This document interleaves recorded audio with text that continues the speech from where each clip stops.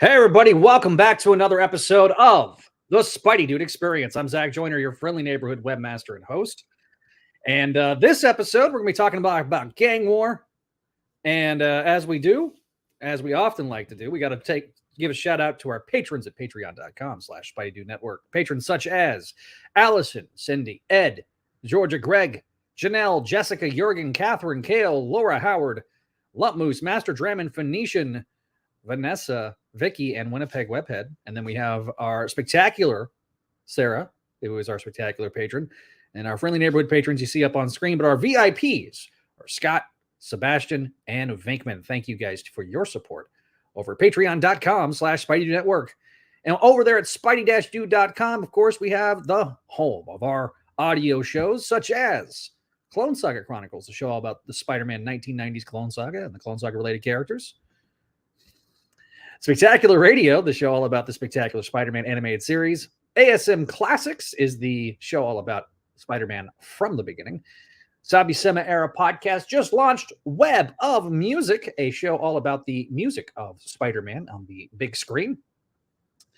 And Voices from the Eyrie is on break right now, but they'll be coming back in 2024 with more, with Greg Weisman, Jennifer L. Anderson, and Greg Bishansky. And of course, finally, the Slot Symposium. Well, not finally, because we'll have another episode hopefully by the end of the year. And of course, Books of X, the show that's Patreon first here on the Spideydude Radio Network with Neil Bogenrider. Speaking of, we got Neil, we got Winnipeg Webhead, and myself. We'll have Adam on here in a little while. So hello to everyone as we begin the final live stream of the year, I think. So, yeah, if we can help it, we'll probably try to crank out a few more recordings at least. But I think this is gonna be the final live stream of the year. Yeah, this will probably like I say, we're hoping to get maybe 2 more episodes out. The audio editions, my goal is to get all the 2023 audio editions that are backlogged here on this one out before the holidays. Fingers crossed. And then make my Mayday. I only got 1 episode. Excuse me, I got the burps as well. Me and Neil have an epidemic right now in the general Houston area. Josh, stay in Canada. It's safer there. I see Zach trimmed his beard. I feel special now. It was getting a little scraggly. So, and I'm wearing a hat because my 5 head shows up very much on the 5 head. Yeah, it's not a 4 head, it's a 5 head. Bigger than a 4 head. Yeah. So, but yeah, let's to quote good Dak Prescott and Winnipeg Webhead in the chat. Here we go. Let's go. Yeah. So no more treatments for Walter. Congratulations, Walter. Mm-hmm. Yeah, good work, man. Or not good work. Congratulations. Jesus Christ. Good work, my friend. You're on mute. I'm putting you on mute now. You're in timeout. So yeah. Welcome to the show. We got people watching us live here on looks like YouTube and Twitch and Facebook. So hello guys. All right. So we're gonna be talking. Yeah, I'm got some news. Yeah, I'm about to flip this around. Yeah, there we go. I'm not covered by the logo anymore. So, all right. So we got some news that we're going to talk about. Neil, you got the you got the links in the description, or not. The links will be down in the description, by the way. So if you're watching this after the fact, obviously I'll put that in the description on. And we are live streaming on Comic Binge. For those that are watching us on the Comic Binge stream, no Paul tonight. He decided he was too cool for school. So, according to Winnipeg Webhead, he was too cool for school. He's okay. He still loves us. So, Neil, you want to throw up the stuff we got in the private chat? Yeah. So, I'll pull up the X-Men stuff first because it does kind of tie into Marvel animation broadly. Oh yeah, I need to find that. So we'll start with the X-Men stuff. So Marvel Legends is releasing a wave of X-Men 97 figures. The cover art looks really good. The wave includes Cyclops, Jean, Madeline Pryor, Nightcrawler, Magneto, and I don't remember who this guy is. I think it's Sinister. That's the Executioner. That's like a deep cut, right? From like 90s era. Yeah, this is so, and Magneto in his 80s garb as well. So yeah, this is like when he became a good guy and took over the school. Yeah, so Magneto. So this is the second wave. Well, this wave's coming out next year. The first wave is in stores right now. It includes Storm, Gambit, Rogue, Wolverine, Magneto, and I can't remember the other one. That first wave is already out. This is wave 2. This has been yeah, there we go. Magneto, Rogue, Storm, Gambit and Wolverine. Yeah. So those are out right now. You can go find them. My GameStop has the whole wave. As somebody that recently sold his Jim Lee X-Men wave, this is very much welcomed. I've heard people saying they're actually kind of interested in the Cyclops figure, because I know that the last Jim Lee Cyclops figure was not well received. Not the last one, the one before. The last one, the problem that people had with the last one was, so this is like the third or fourth time they've done a Jim Lee Cyclops. First time was in the Warlock Build-A-Figure. The second time was in a 3-pack with Jean and Logan, which was the Love Triangle 3-pack, but he had the jacket. It wasn't like this. And then they did the VHS version, which has the cell shading, which that's what people were kind of pissed off about, because a lot of people didn't like the needless cell shading. Walter asks if it's Hasbro. It is not. It is still Hasbro, but we will talk about the McFarlane stuff. Yes. In just a minute. And so this one, I think, is on the same body, which is the Vulcan body, which is now the standard body. Penless, everything should be penless. And so yeah, these are actually upgrades if you want to go pinless with most of your figures. The Madeline Pryor one was a little surprising, but this is kind of, I think, the apology for that, for the Engine of Vengeance, because that was teased in the Engine of Vengeance as a stretch goal. Engine of Vengeance did not fund, and a lot of people were kind of upset. But this is definitely a toned down version of her usual costume. But this is probably the closest. Yeah, I don't think they can get away with underboob in a kid's cartoon. So. Probably not. Though I mean, the infamous they got away with a lot of stuff with Rogue though. So that booty, man. I mean, you know what I'm talking about. Yeah, I know. You don't need to. So, but yeah, no, this looks really great. I think that it's got multiple hands, multiple accessories. This is what people want, not less stuff like we kind of got with the recent releases of the No Way Home wave. So, I'm looking forward to this. I think I'll eventually.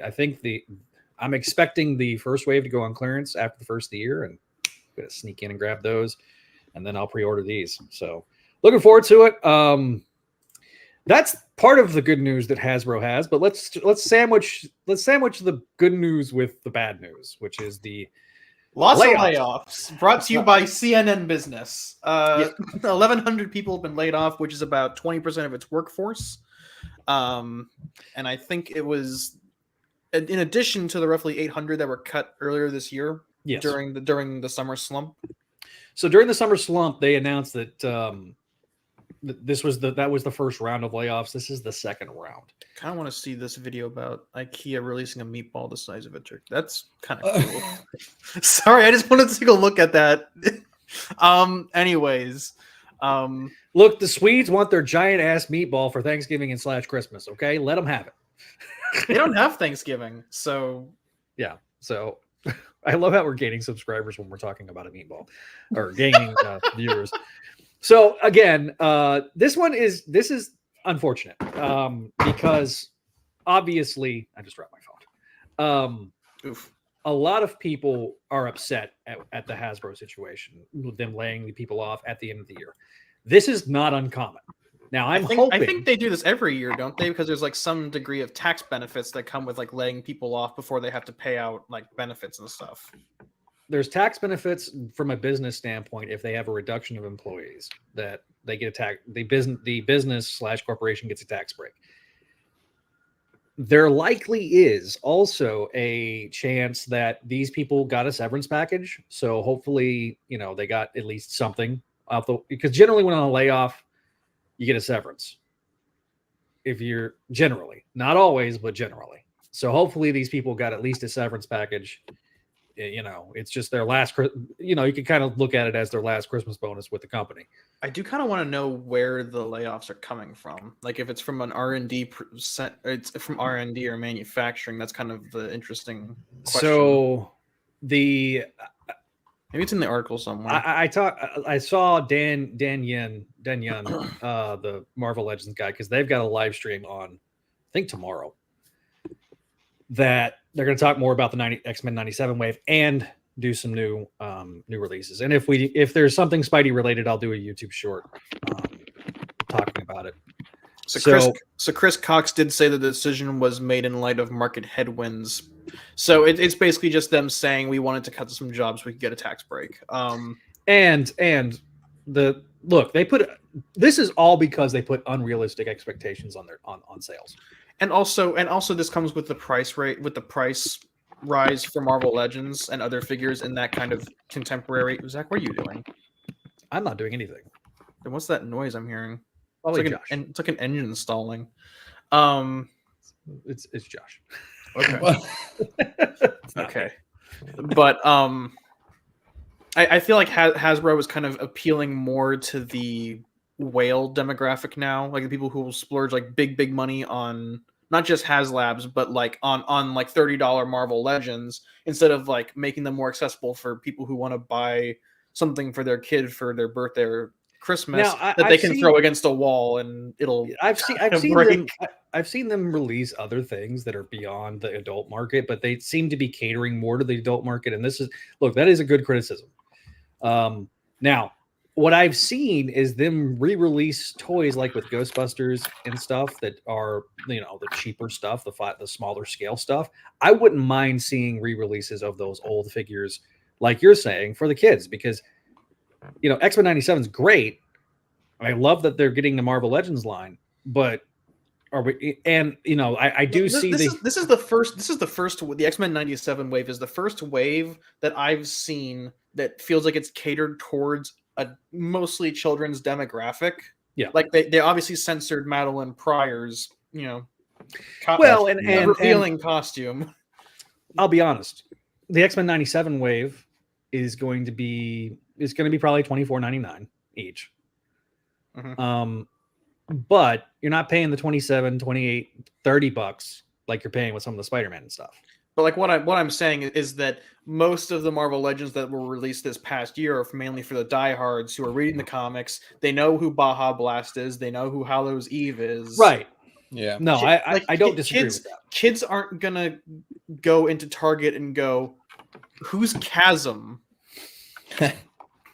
I mean, them re-releasing. Speaking of Target, them re-releasing Moon Knight on the retro card, because that was a Walgreens exclusive, and a lot of people didn't get a hold of it. They still made it. To me, I would have made that fan channel exclusive, but that's just me. But then they also do the Amazing Fantasy 15 re-release that we covered on the channel. Those are the type of things that, if you want a Spider-Man that is a classic Spidey, that Amazing Fantasy 15 figure is great. The movie figures, now that we're going to the window packaging and we're going away from the windowless, thank God, by the way, because that inspired a lot of it's inspired a lot of retail theft, and two, it gives you no idea what you're purchasing.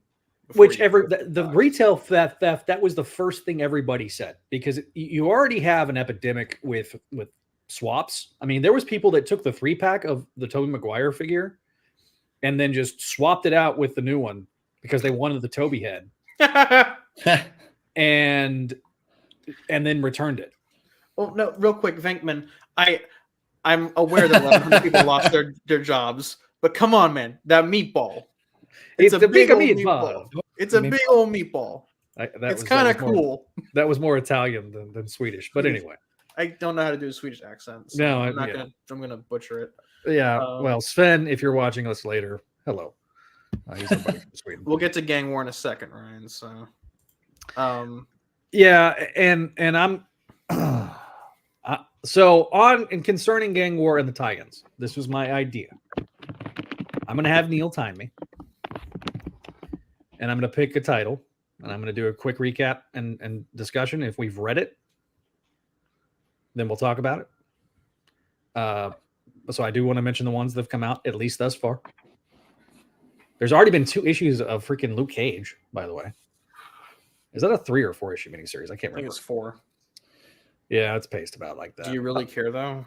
I meI'm reading it because I'm interested. Because, like, Luke Cage's mayor is an interesting concept to me. But they're not doing anything with it.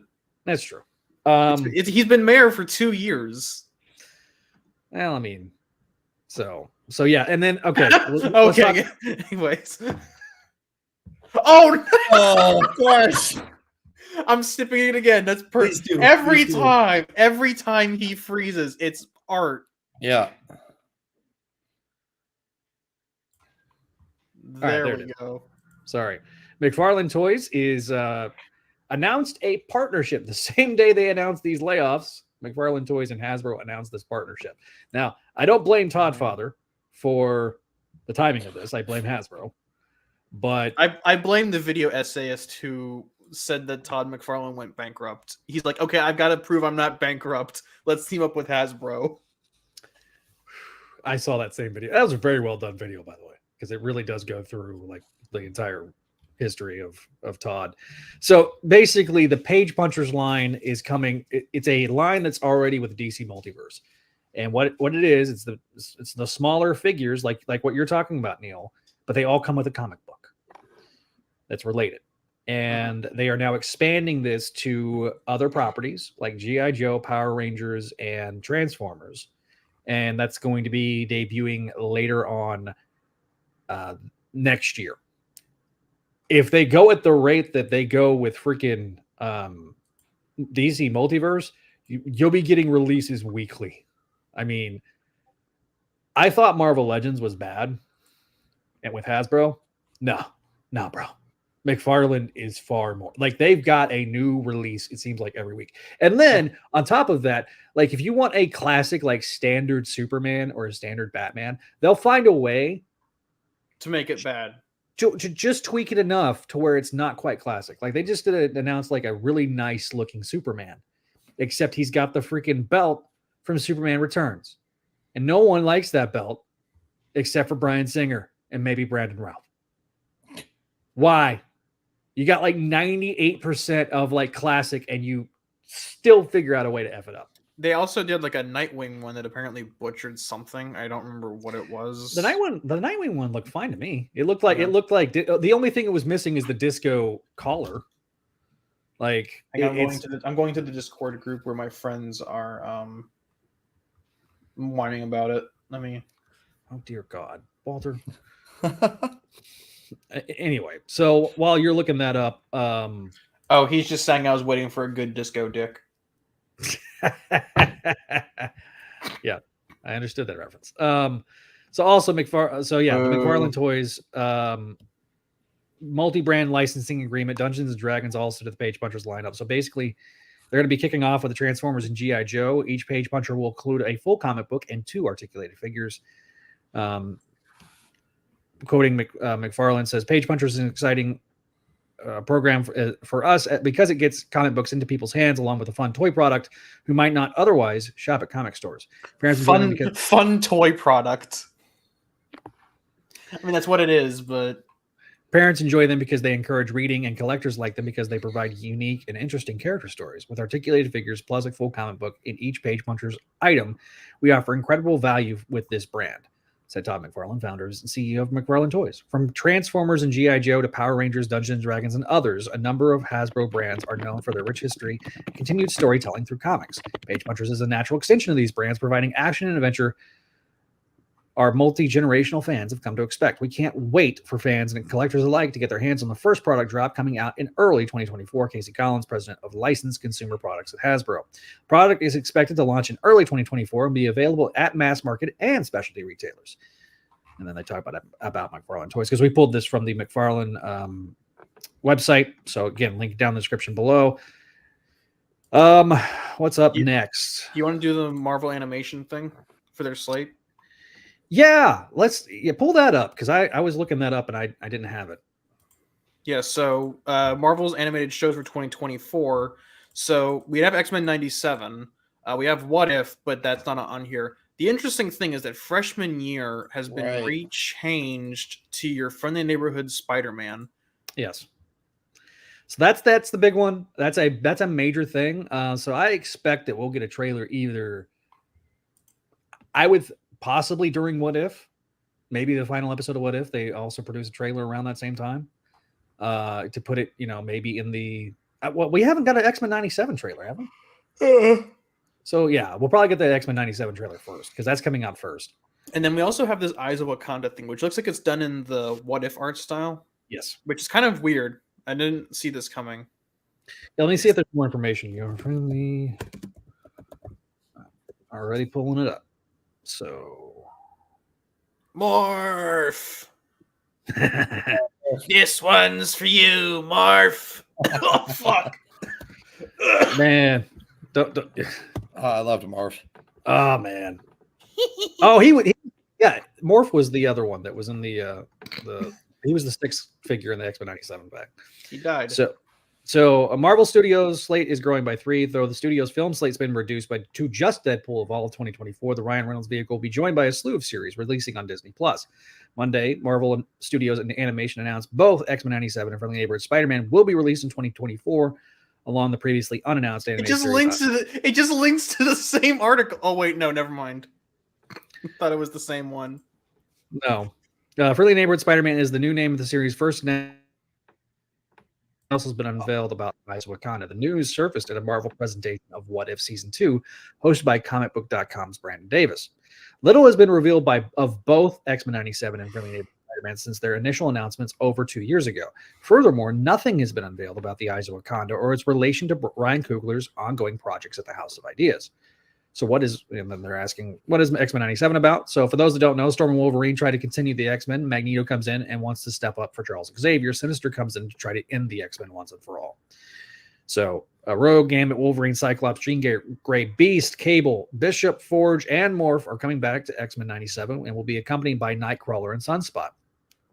X-Men 97 follows Magneto leading the X-Men in Professor Xavier's absence, picking up where the previous animated series left off. Mr. Sinister will serve as the main villain of the series, and Sinister's back in a big way. X-Men head writer Bo DeMeo previously revealed he's going to be holding the X-Men's fate in the fire and telling humanity to face the future. So did they do that thing where they make Wolverine the main character again? I don't know. We'll see. Because I remember at San Diego, they made a big deal of saying it's Storm and Cyclops who are leading the team, but now I guess we're pivoting to Storm and Wolverine. Yeah, I mean, it should be Cyclops because if you're going based off the Jim Lee era, I mean, Wolverine's not the leader, but we'll see what happens. What If Season 2 does debut on December 22nd, while the first season of the animated show is now streaming on the service. There's no exact release dates of Friendly Neighborhood Spider-Man or X-Men 97 yet, so we'll see what happens. So, more to come on that. What do you think of this? What do you think of the most punchable Peter Parker in the universe so far? I honestly like this title better than freshman year. I agree. That is. I think it's because they're having to pivot from it being an MCU tie-in, because it was supposed to be an MCU tie-in, and then they pivoted to it being its own standalone. Yeah. So, I keep hearing it's him typing on his keyboard. Oh, my bad. I'm sorry. No, you're good. And I'm like, oh, he's talking in the chat. So for those that are wondering, no, yeah, I look. This is going to be the basis of the Spider-Man at Disney World moving forward. Yeah, I think, or not Disney World, but Disneyland, because for some reason they haven't paid a boatload of money to Universal to allow them to, have both. Hi, Radiac. No, you're not too late. We haven't started the recaps yet. So, dude, you're telling me I cannot believe we're at December 2023. I still insane. haven't finished my Christmas shopping yet. I haven't even started my Christmas shopping yet. So, I'm on Crawl Space Gift Exchange. I haven't got crap. Yeah, well, I got a good one for you, Neil. Oh God. You won't. Okay, no offense, Josh, but you won't be able to beat sending me to El Paso to climb a building with a guy. That's fair. No, that is fair.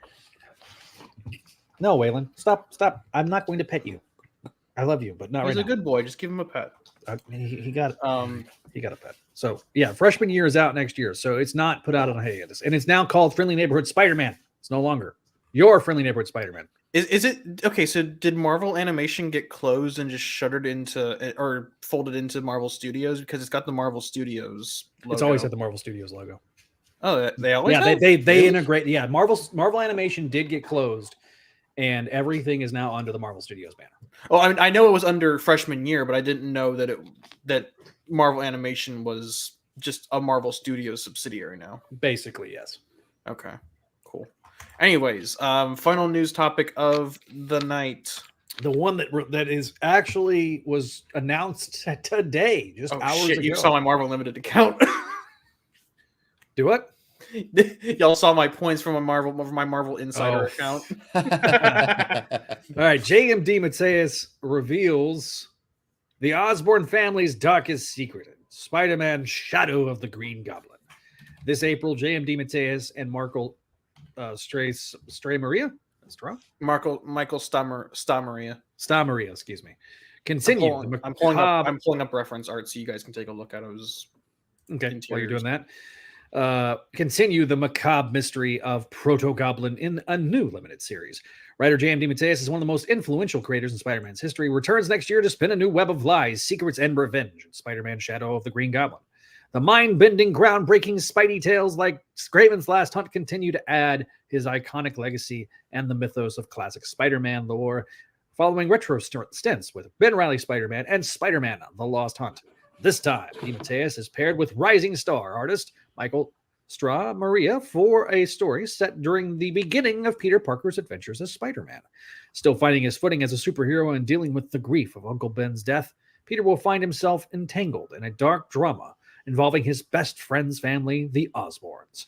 The saga will revisit the now classic, I'm using quotes here for those that are watching us, Spider-Man -1, and tie up a plot thread that's been dangling since 1997, involving the tragic truth behind Norman Osborn's research assistant, Dales Van Adler, the first test subject for the Goblin formula, which transformed him into the Proto-Goblin. Norman Osborn is not the first Goblin. Norman Osborn is the Green Goblin, but he's not the original Green Goblin. This time, it's time to learn the shocking secrets of the Proto-Goblin. A connection to the Osborn family. What role does a young Peter Parker, who has not yet understood his great power and great responsibility, play in this unfolding of events? And if you guys needed a reference visually for Proto-Goblin, here he is. Yes, that is Proto-Goblin. That is from the Peter Parker's Spider-Man -1 that came out in 1997. So for those that don't know, the flashback month was a month of comics that basically everything halted for an entire month. They did all these flashback stories. This is where we learned that Flash Thompson's father's an alcoholic. This story with the Proto my ex-wife. Very 90s looking. Yeah, it's very. It looks like the love child of classic Kane and Ultimate Green Goblin. Yeah, kind of. Anyways, so the amazing issue was Peter Parker getting his first comic collection from Uncle Ben, and the sensational issue was the Monster Comics. So it was like a homage to all the EC comics from yesteryear, and then the -1 Untold Tales of Spider-Man was John Romita drawn Richard and Mary Parker Agents of S.H.I.E.L.D. story. So, ladies and gentlemen, we have a fourth member of tonight's broadcast. It's Adam. So yeah, I'll wrap up this reading of the press release. Quote by D. Mateus: I've always been fascinated with Peter Parker's early days as Spider-Man, a time before he fully understood what it meant to be a superhero. Shadow of the Goblin allows us to take a deep dive into young Peter's mind and emotions as he makes his way through his exhilarating and sometimes terrifying new world. We take an equally deep dive into the dysfunctional dynamic of the Osborn family, seeing how that generational pain sowed the earliest seeds of Norman's Green Goblin identity and left its traumatic imprint on Harry. If you think you know everything there is to know about Peter and the Osborns, think again. The artwork is the cover has been released with this press release. Paulo Sakura is the one that's doing it. Gorgeous looking artwork, very Ditko-esque in its presentation. So yeah, these come out in April. So I'm putting on screen samples of Michael Stamaria's art. So okay, so I do have a bit of announcement because we had talked about last month or last episode. It was last episode. How the Spectacular Spider-Men title with our good friend of the show, good friend of the website, Greg Weisman. So we are finalizing details. We'll be doing an interview and releasing it here on the YouTube channel with Greg. And I'm going to be finalizing. We're in the early stages of getting JMD Mateus back on the show to talk about this particular miniseries. So a couple of interviews lined up for January and February 2024. Hopefully, that's general time frame. Be sure to follow us on our social medias to find out when exactly these will be released. And so that is that's the big announcement today. Is we're working on 2 interviews. One we've got we just got to schedule it. Yeah, we've got it. Greg's game early 2024. Yeah, Marvel's game, Greg's game. Now we're just trying to figure out when we're going to record it. So, same thing with DeMatteis. So, the goal for next year is to have more interviews. So, hopefully, you guys will like that. That's really cool. All right. So, moving on. Now that we're through the news articles, Neil, you're going to time me. Okay, hang on. Let me pull up my phone's timer app or my stopwatch app. So, because Paul won't shut the hell up about us taking too long recaps. It's not even that. Yes, Paul's it is. It is simply to try to get through all these damn tie-in issues as quickly as possible. Because trying to do a quote satellites thing, it's not been easy for us to do, and I don't want to necessarily repeat what others are doing out of respect for others. So we're going to first do, there was 2 issues that or 2 books that came out in the month of November. I'm going to do Spider-Woman first. And so let me get to it. Wait, are we doing, we're not, why are you covering the Gang War tie-ins? Because I can. It's my show. I'm going to give you a minute. I'm going to give you a minute each on them. Yeah, that's what. Dude, all right, wait. I'm going to say this right here, so everyone. You should be doing these as shorts. You should be doing. Actually, you know what? Yeah, I'm with Adam on this. Make them. You should review the tie-ins as shorts. That's what I will say about that. Well, I'll. Okay, fine. So disregard what's in the fucking description. And I mean, if you want to do them, fine, I guess, but. Okay, so in the future, like shorts, do these as shorts. All right, so basically, there's too many. There's like what 40 books coming out in the next 3 months. Oh yeah, it's something stupid. Jesus Christ. So basically, Jessica is still trying to look for her son from the events of Edge of Spider-Verse. Runs into Diamondback in her fight. Then Peter recruits. That's cool. Basically okay. Written by Steve Fox, Carlo Barella is the artist. This allegedly is going to be just a mini series that runs concurrently with, but I think it may have gotten expanded. So that's Spider-Woman. Luke Cage, issues 1 and 2. Let me get the Luke Cage thing up. Basically, Luke Cage is the mayor of New York as a result of the Devil's Reign stuff. Yeah. He can't be a superhero and the mayor, so he goes and gets a new costume. Technically, nobody's supposed to be a superhero because they have like a law in place that prevents anyone from committing vigilantism. Yeah. So no one can go Phoenix Jones. So Luke Cage goes and gets a costume with a mask. And it looks actually kind of like Phoenix Jones. Yeah, there you go. And Cloak and Dagger get recruited. Smythe is doing things for some reason. Then they recruit. That's issue 1. Issue 2, basically they recruit Jessica, and the 4 of them go after Smythe, and that's it. So that's the things in the 2 issues of Luke Cage. In Miles's book, basically the Hobgoblin starts doing some shenanigans, and eventually recruits the Prowler. Well, not even. He fights the Bumbler and his Buzz Boys and Frost Pharaoh. That's right. Yeah, Frost Pharaoh, Bumbler. Hobgoblin kind of shows up at the end, but it's mostly the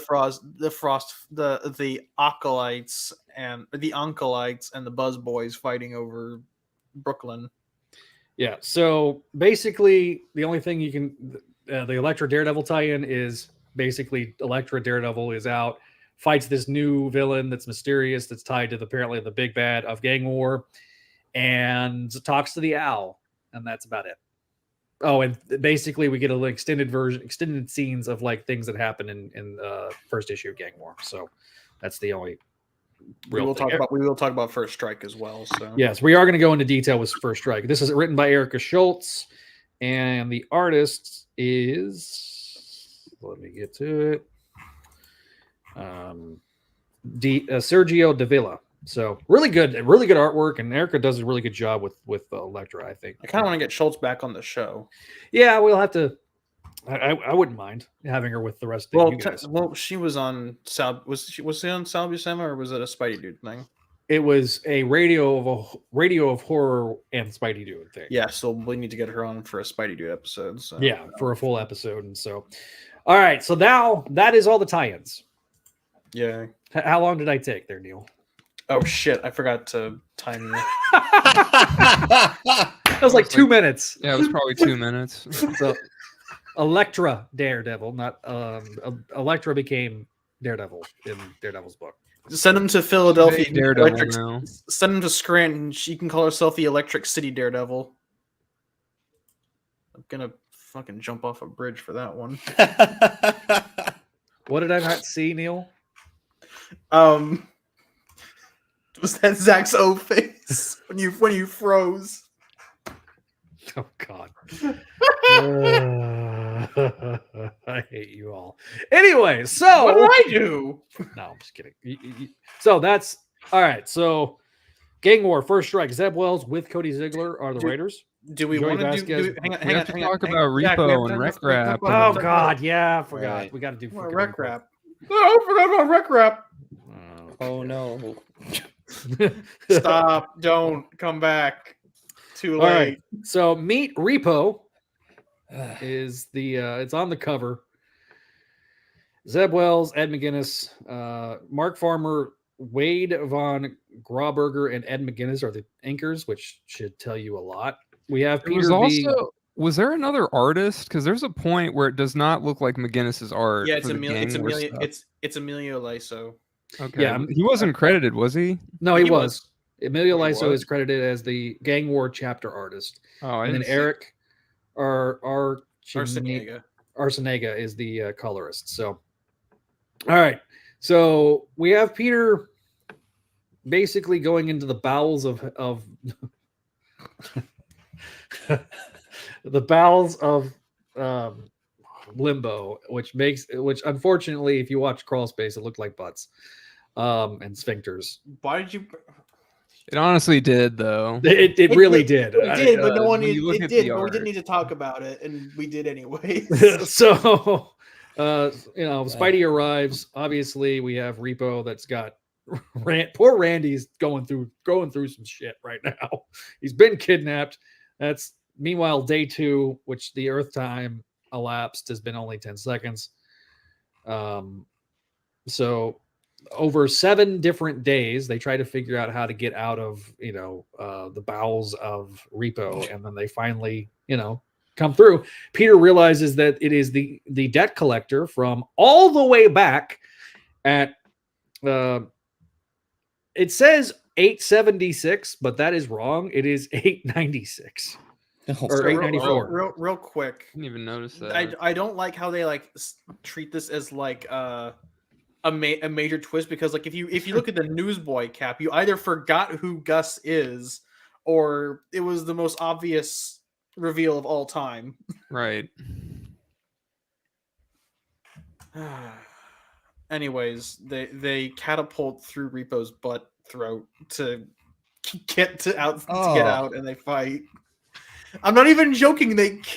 I'm not bringing up the like picture. I know you're not wrong, but Yeah, so basically, Peter gets threatened to be bitten in half. They end up back in limbo. It's very basically Peter makes Repo eat himself, and then takes him back to limbo.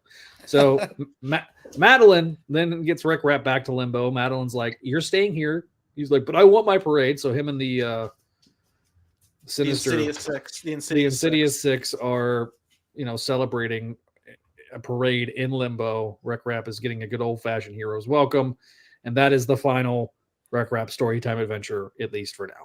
And we never saw Rek-RAP again because it got wrapped up pretty well, and we don't need to see him anymore. I think it's great that Rek-RAP gets his happy ending. I'm gonna have to Rek-RAP. Yeah, good job, Rek-RAP. And the Rek-RAP Twitter account's gonna have to be closed though. So we should get a spin-off miniseries for it. And Rek-RAP. They should call it. Marvel is acting like it is 1991. We should create. We should call it Rek-RAP Storytime Adventure. Yeah, 100%. Yeah, it should be in that style too. It looks great. It would look great if it all. And it gets Ed McGuinness what he wants. Yeah, and just So then we have a massive tonal shift in this issue. We cut to Gracie Mansion with Randy and Luke Cage talking back and forth about the superhero law that we've talked about. Randy's like, "Hey, we need superheroes again. This is BS." So then we cut to Hammerhead and his girlfriend. And so they're false flagging all of New York. Yes, all the mafia families are being false flagged. Cut over to Harlem. Tombstone is on life support. Randy finally shows up to talk to Janice. Janice is like, "Go F yourself." We get to the seat of power with Android, Silvermane, and Count Nefaria, two of the members of the Magia. Somebody's suddenly controlling the body of Silvermane. Silvermane's head gets popped off, and we get like a mysterious figure off in the distance, saying everything sounds like fun. Good friend of the show, Mark Alford, gets a letter, and then we cut to the next issue. So that's the end of Rek-RAP. We want to do all the recaps, and then let's grade this. Let's grade this one, and then we'll do. All right. So what is everybody's grades? I'm giving it a C+. Yeah, I'll give it a C+. Oof. C-. All right. So C+ for Neil. You're not wrong, but I weigh my art a bit higher. So yeah, that's fair.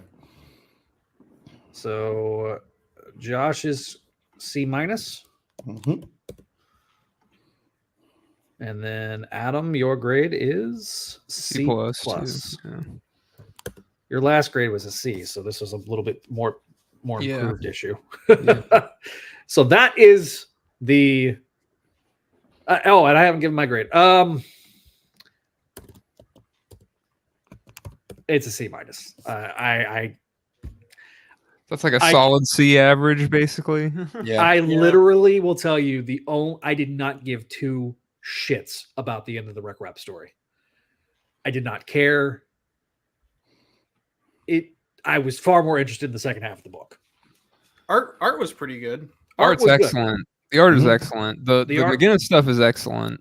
The other stuff is good too, but the McGinnis stuff is excellent. The McGinnis, I don't know why we needed like the I know why we did it, so we could have like a suspense moment with Peter and Rek-RAP having an epic adventure while time moves slowly outside of Repo. But that just felt kind of stupid. Oh yeah, it felt more like it was made so they could build up suspense rather than like it being an organic part of Repo's infrastructure, for lack of a better term. Yeah, I don't want to call it his butt throat again. So chat did say Tails tease McGinnis is coming back at the latest panel, so you can be sure he's coming back. LA Comic Con. Listen. I'm okay with Ed McGinnis coming back. I don't want Rek-RAP to come back. There's a difference. I don't think Rek-RAP's going to come back unless he ties into the chasm stuff. Oh god. I think. Oh god, yeah, he'll be back for that. Oh, he'll come back. No, he'll come back for that. Because I do feel like this is actually they put the bow on Rek-RAP in this issue. Yeah, he got to have his hero moment and be respected. Well, they tied up the debt collector non-storyline plot that really was not a storyline plot. Like he introduced that in the first arc and then didn't do anything with it until he gets freaking possessed during Dark Web. It is literally a calendar year that you finished this story. That's just egregious. Just absolutely egregious. This story, these should have been at minimum literally pausing on like the perfect you froze again and it paused on like the best frame possible. Like literally you had one job. This should have only been 2 issues. This should not have been 3. Honestly, it could have even been just 1. You might have been able to push it out with 1.5. Like this was. You could have made First Strike an issue of Amazing Spider-Man. Cut this stuff down. Yeah, actually, that's what I was thinking. And it would have been fine. But of course, we needed a new shiny number 1 to kind of bring people in. They did this with freaking Dark Web, Alpha, and Omega, and shit like that. So it's funny because I don't think there's no First Strike. There's no Gang War Omega, is there? I don't think there is. No, it's getting all wrapped up in ASM 45. And then like the prologue is the Electro DareDevil mini, like the final part of Gang War with tie-ins. So sure. Take a non-alcoholic drink every time Zach freezes. Yeah. Eggnog. Yeah. Eggnog's only good with whiskey, though, buddy. These issues should have been consequences of what Peter faces for the Sins arc, but nothing comes of that for some reason. Well, that's different. Yeah. That's different mechanics, though. Queen Goblin is the culmination of the Sins arc, but she's over in Miles's book now, I guess. No, wait, she was an ASM. I forgot. This will the Sins arc will get picked up after Gang War. Mark my words. Gang War is the story he really wants to write. Everything outside of that is screeching to a halt to deal with this Gang War story that's been bubbling since the beginning. And then the Sin stuff will get picked up after Gang War. Because Jackpot's going to get her freaking one shot and all that stuff. So I don't disagree with you, Exiles. I don't disagree with you at all. Welcome to the show. I feel like Zeb Wells is kind of fighting back against Ed McGinnis because, you know, McGinnis likes Rek-RAP. I think he did it just to humor McGinnis. But like in the opening pages of the issue where Rek-RAP's telling Rek-RAP story time, all the other members of the Insidious Six are just like, Jesus Christ, he's still going. Yeah. And I can't tell if Wells is like actually annoyed by Rek-RAP or if they're just playing it up for comedy. It's playing up for comedy, I think. I think Wells is enjoying working with McGinnis on the Rek-RAP stuff.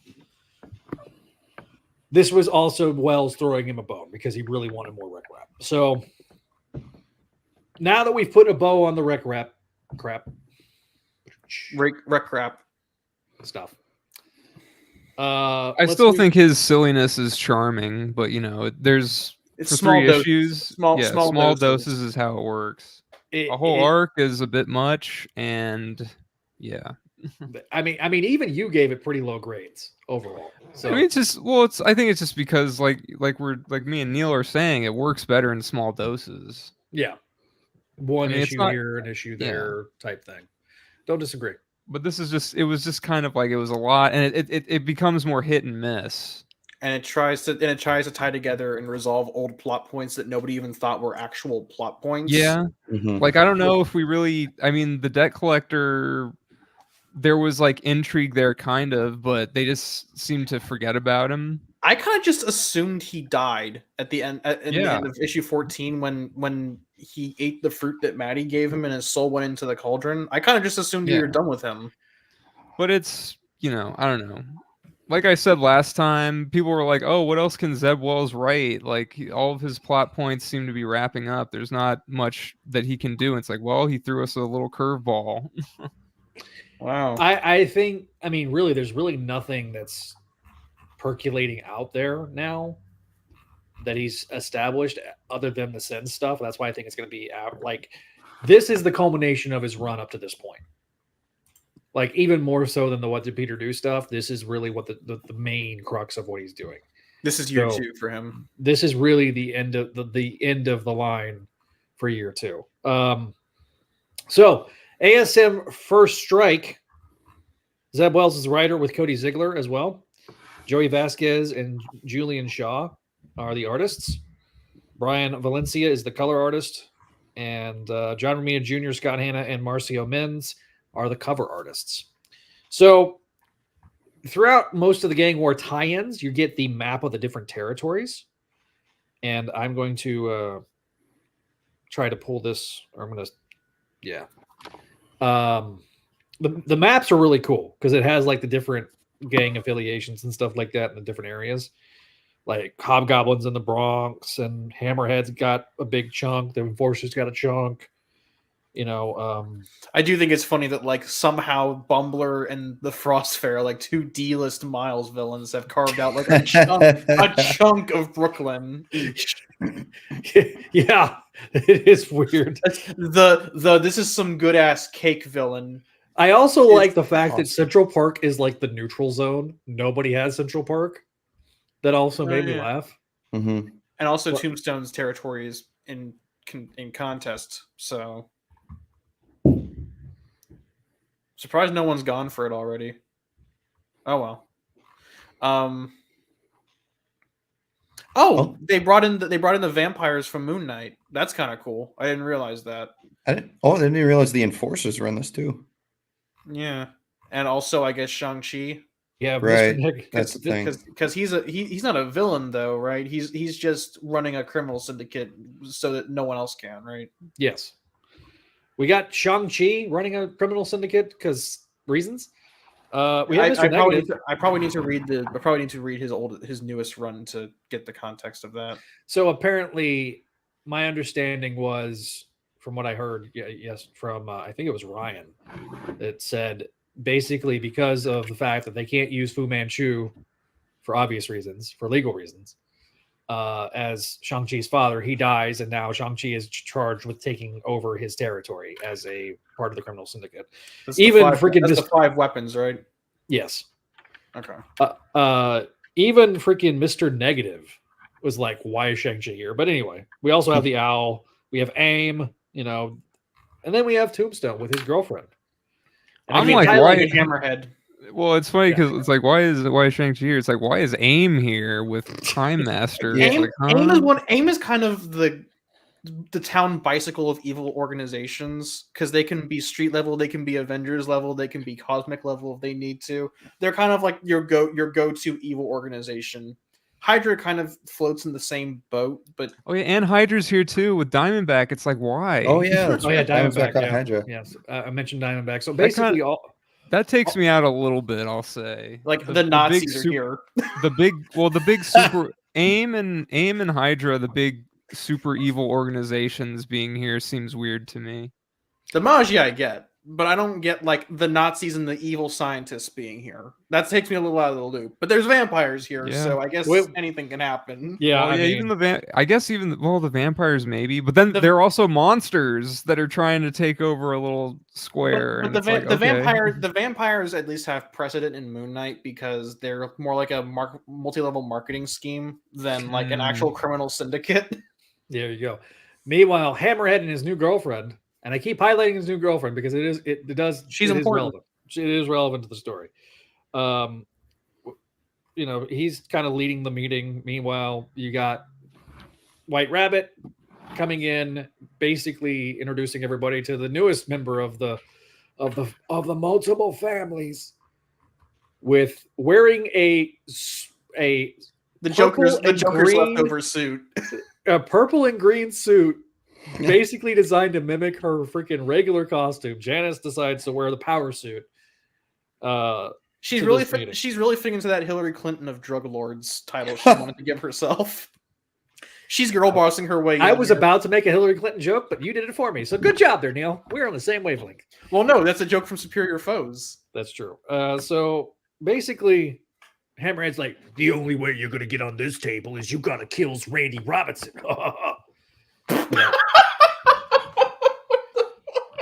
Janice is not happy about this. And, then we cut to Peter fighting, trying to capture Slide, who is alive thanks to Clone Conspiracy.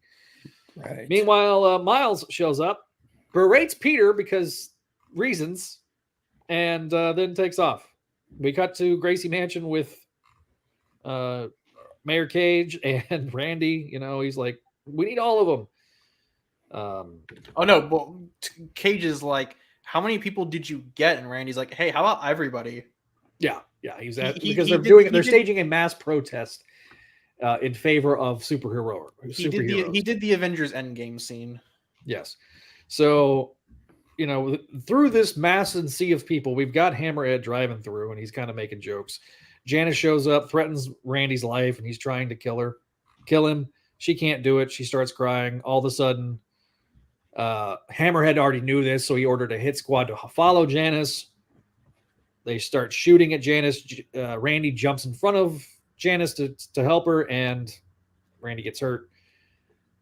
Peter shows up, talks to Luke for a little bit, cuts back to the hospital, finds out that Randy's been hurt. Robbie is sitting there with Tombstone, and the nurse comes in and thought that Robbie was the one that got hurt. Turns out it was Randy. Janice is right by his side, and basically Robbie freaking berates the crap out of Janice because he's like, this is all your fault. I mean, to be fair, he's not incorrect. Hey, I'm here in my evil villain costume. That's true. So then we have Hammerhead's girlfriend. Art change. Hammerhead's girlfriend kind of remarking that why did Hammerhead keep the mask? And he's like, well, they don't call it trophies for nothing. So Hammerhead starts being an absolute dick, thinking he's got the upper hand. Turns out, no. he's wearing a wife beater too. He is wearing a wife beater, which is very apropos of this scene. And domestic violence occurs because turns out Hammerhead's new girlfriend is Whitney, aka Madam Mask. Madam Mask beats the ever-loving hell out of freaking Hammerhead. Just as this happens, then freaking Janice shows up, and that's when we find out that yes, Madam Mask is the and her. I guess I'll take over for Zach because he's frozen again.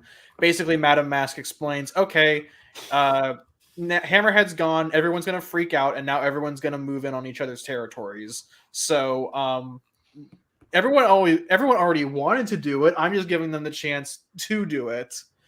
And at the end of the issue, am I back? Yes. So turns out Shotgun was the person that ordered Shotgun to attack the Tombstone or the Randy and Janice wedding was Whitney, aka Madam Mask. And the issue ends basically with Peter swinging off to go fight this gang war. Who are all the Hulk characters? Wait, on what page? Oh, I think those are Hydra guys who got roids. Who got gamma radiated. Yeah. Oh, okay. Interesting. So some great artwork by Joey Vasquez. All right. So just like that, the gang war begins. So Peter puts together a Suicide Squad at the end, by the way. Mm-hmm. We're gonna put together a team. I think it has something to do with Spider-Man. I was thinking we could team up. A couple of guys like us could do some real good around here. So we were intriguing. Okay, Eric, we were originally on at 10 o'clock Eastern, but we decided to go a little early. So because we're just that good.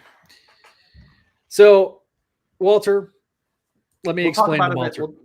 Let's talk about it at the end because we can add a bit more context with. Oh, you talk about the next. You want to do the next issue? Yeah, let's recap the next issue and then we'll go from there.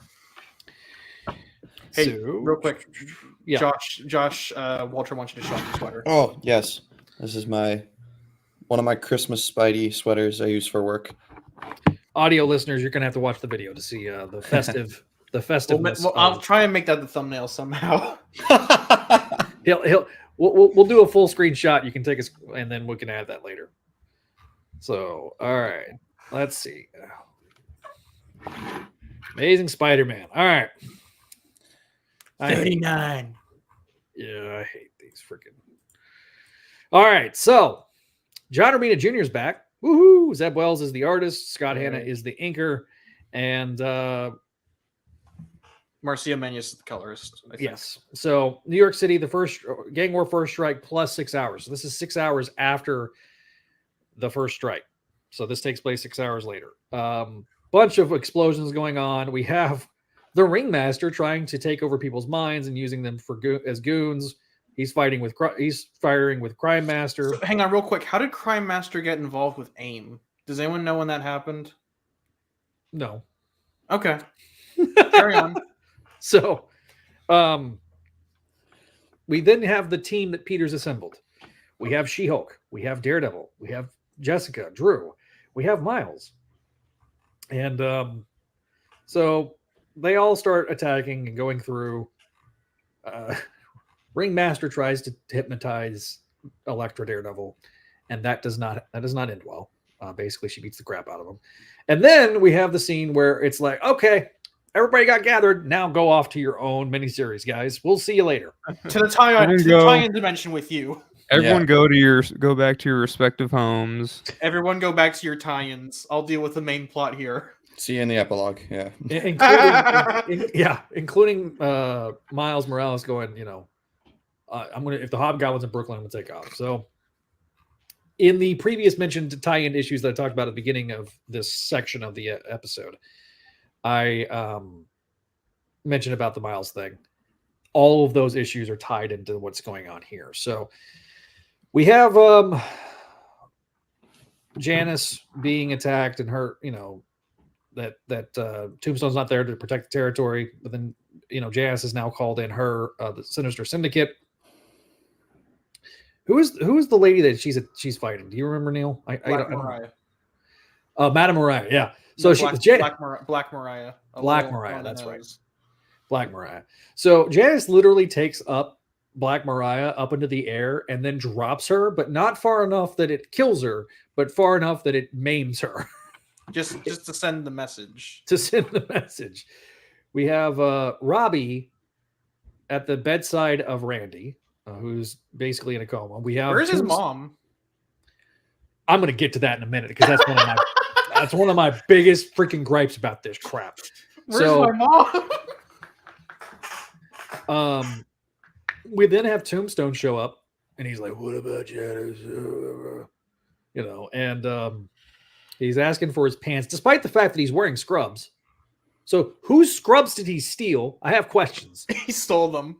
But Robbie has the best line of the entire issue, saying, he's like, Lonnie, go get your own damn pants.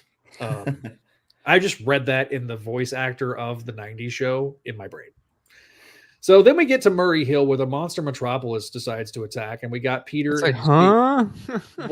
Hang on, what's the monster? Is that the one that Deadpool used to run? Yeah, I guess. I don't know why they're here other than giving monsters for Romita Jr. to draw. Giving something that actually challenges She-Hulk instead of just regular dudes. Exactly. And so She-Hulk and Peter fight together in some really awesome scenes. Sorry, Jen, you don't have your own tie-in. Doing his best Kane impression, watching from the shadows. But he gets a phone call saying that he's needed in Midtown. So after the land rush, they take everything they can. So Mariah is now off the table. The Spanish Harlem is now hers. Tombstone shows up in his suit, and Janice is happy to see him until he's like, "Wait, real quick, did Janice change hairstyles within the last 6 hours?" Yes. She went and got braids done. She went and got some cornrows done in the last 6. Okay, just making sure. Yeah. Artist change and hairstyle change. Right. Madame Mask is looking at her wonderful, beautiful work being done Then she drags freaking Tombstone down the stairs while his freaking face is like, sliding across with bloody face. Mask then gets thrown in with the other Magia. We get a blood-curdling no. We then get the the end of the She-Hulk Spider-Man fight. Tombstone shows up, decides to take off the rest of his suit for some reason, and Tombstone's like, "We're gonna take down some crime bosses together again." Team-up And time. then She-Hulk's like, "Bro, did he seriously just say you guys worked together before?" And he's like, and Peter's like, "I don't want to talk about it. To be continued." Is this referencing ASM number 4 where Peter did all of Tombstone's dirty work for him? Yes. Okay. Yeah, That's exactly what's referenced. Just making So, sure. Keith I would Giffen assume so. gets a Marvel Remembers, the late Keith F in Giffen. the chat, boys. Also, And- thank you to all 17 of y'all who are in here. Holy crap. I think that's a personal best for us. Thank you. So that's in the chat. And so, okay. I do want to explain the Miles thing before we get to our grades. All right. So It's complicated. the Miles thing is basically Miles berates Peter for going MIA during the 6 months between ASM, between the end of Beyond and the beginning of Wells's run. So there was that 6-month time skip where we're like, what did Peter do? So Miles could have used Peter's help, and Miles is struggling. Oh, sorry. Miles is struggling to come to terms with the fact that he may not need Peter's mentorship because he's got Misty Knight now being a mentor to him. And Blade. And so, he's kind of struggling with, he idolizes Peter, but he's trying to get Peter out of his funk and to get his head out of his own ass. Not unlike what happened to Repo earlier in the last issue.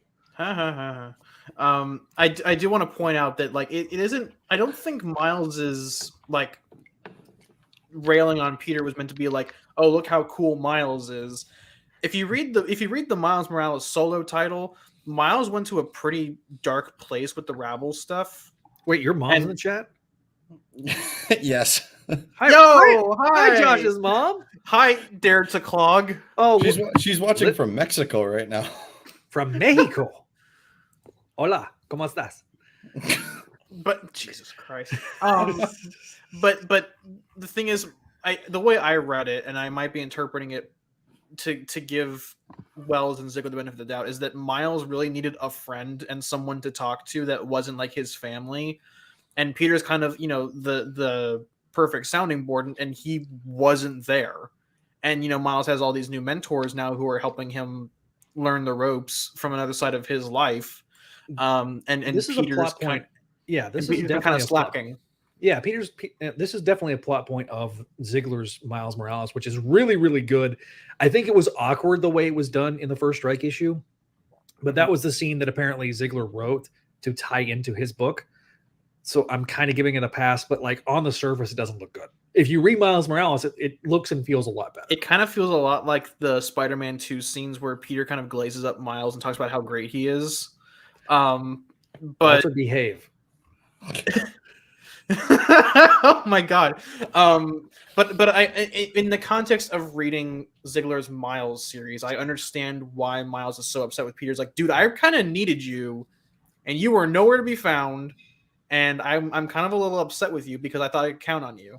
Now, granted, it kind of relies on the dumb time skip stuff that Wells kind of wrote into the corner of, but seeing Miles kind of go through the ringer emphasizes that point. So I recommend reading Miles' title before passing judgment on it. Was that time skip ever mentioned or also done in any other book?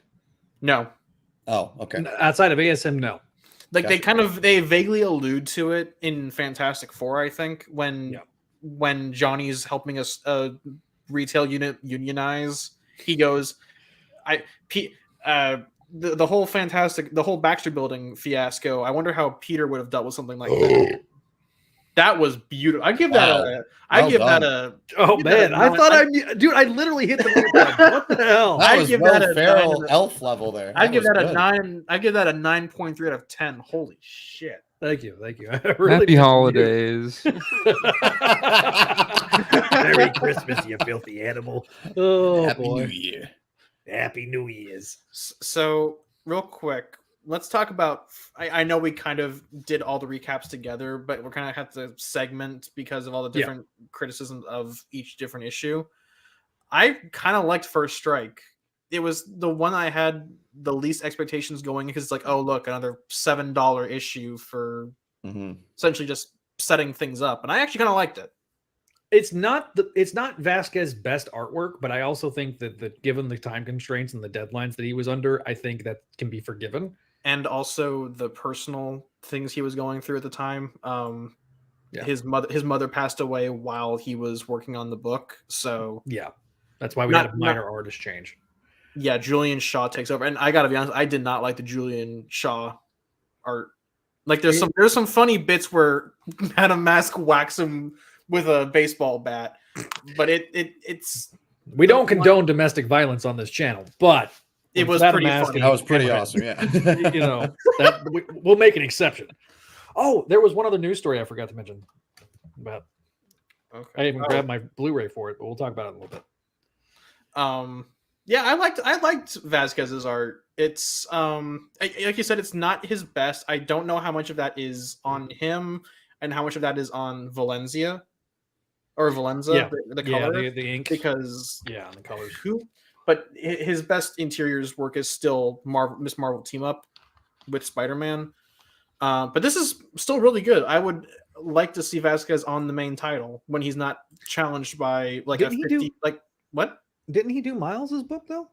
No, I thought he did Miles. That's Vicentini. No. I'm talking about like back in the day before he left. He was on Miles's book. I thought that's where he got his start. No, he got his like start towards the end of like Miles's first volume, around the time of the Civil War, like the Thor becoming president of the United States era. I could have sworn that's when he was on the book. No, he's my age. You mean Cap becoming president? The Cap becoming president. No, that was Pacelli and Marquez. Oh, it was Marquez. That's who it was. Not Vasquez. Okay. All right. But he started. I think his first interior work was X-Men Blue. Oh, okay. In 2016 during Secret Empire. Like he's around my age, so okay. I've been following him since like 2013, so it's great to see him getting more work. And despite the circumstances surrounding the work he's doing, I still think he did a really good job. No, I don't disagrey. I really didn't like the artist change to Shaw. No. Oh, okay. He did some work on Black Cat too. Yeah, he did the annuals. Okay. I was like, I know he's done some previous. Okay, I remember that I remember the Miss Marvel team up. Yeah. Okay. All right. Now I'm understanding. He also did an part of Spider-Geddon. Oh yeah, he did like the last 10 pages of. Dude, that last few pages of the freaking final issue of Spider-Geddon is bonkers because like he did a couple of pages and then freaking Caselli did a couple of pages and then like it was Jorge Molina did a couple of pages. It was all over the place. They were like scrambling as hell. Spider-Geddon we will be covering in 2024 on Make by Mayday. Jesus. So Radiac, the confrontation. So from what I remember reading of the Spec Spider-Man book, I think it's just going to be them being friends. I don't think this has anything to do with the gang war stuff. From what I can tell. So that'll be questions we ask Greg. So stay tuned, Radiac. Like I said, this is just an assumption on my end, by the way. Yeah, I mean, I think they will get closer by the end of the gang war story as impetus for the Spectacular Spider-Man title. So we'll see what happens. That's kind of my theory on it too. Let's go around. Let's get grades for First Strike real quick. Adam.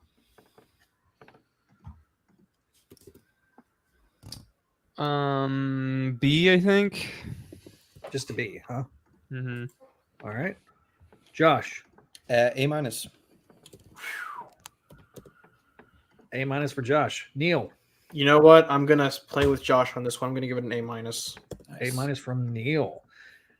That art, I like I said, I weigh my art pretty heavily, and having a fresh meat on the title felt really good. I give it an A. Nice. Okay, Adam, because you're the only one that didn't give it an A, why is it a B? I just thought it was a little boring, honestly, until like the halfway mark, maybe. The art was great, but I don't know. Plot-wise, all the setup, I was like, the Peter Miles thing was fine. The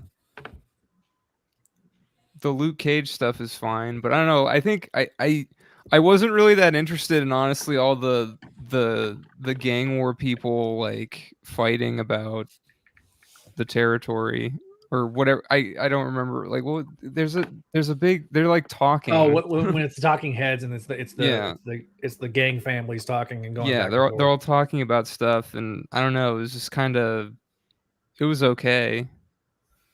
And I think I was just like, well, why couldn't this be part of the main book? Why did it have to be a one shot? But that's probably due to, it's like scheduling, and they have, I'm sure there's all this, editorial has everything mapped out the way they want it, so this had to be a one shot. But I feel like, well, this probably could have been part of the main book. But again, this should have been an issue of ASM. That's probably my biggest criticism. That's why I don't give it an A+. Yeah, that's $7 price tag.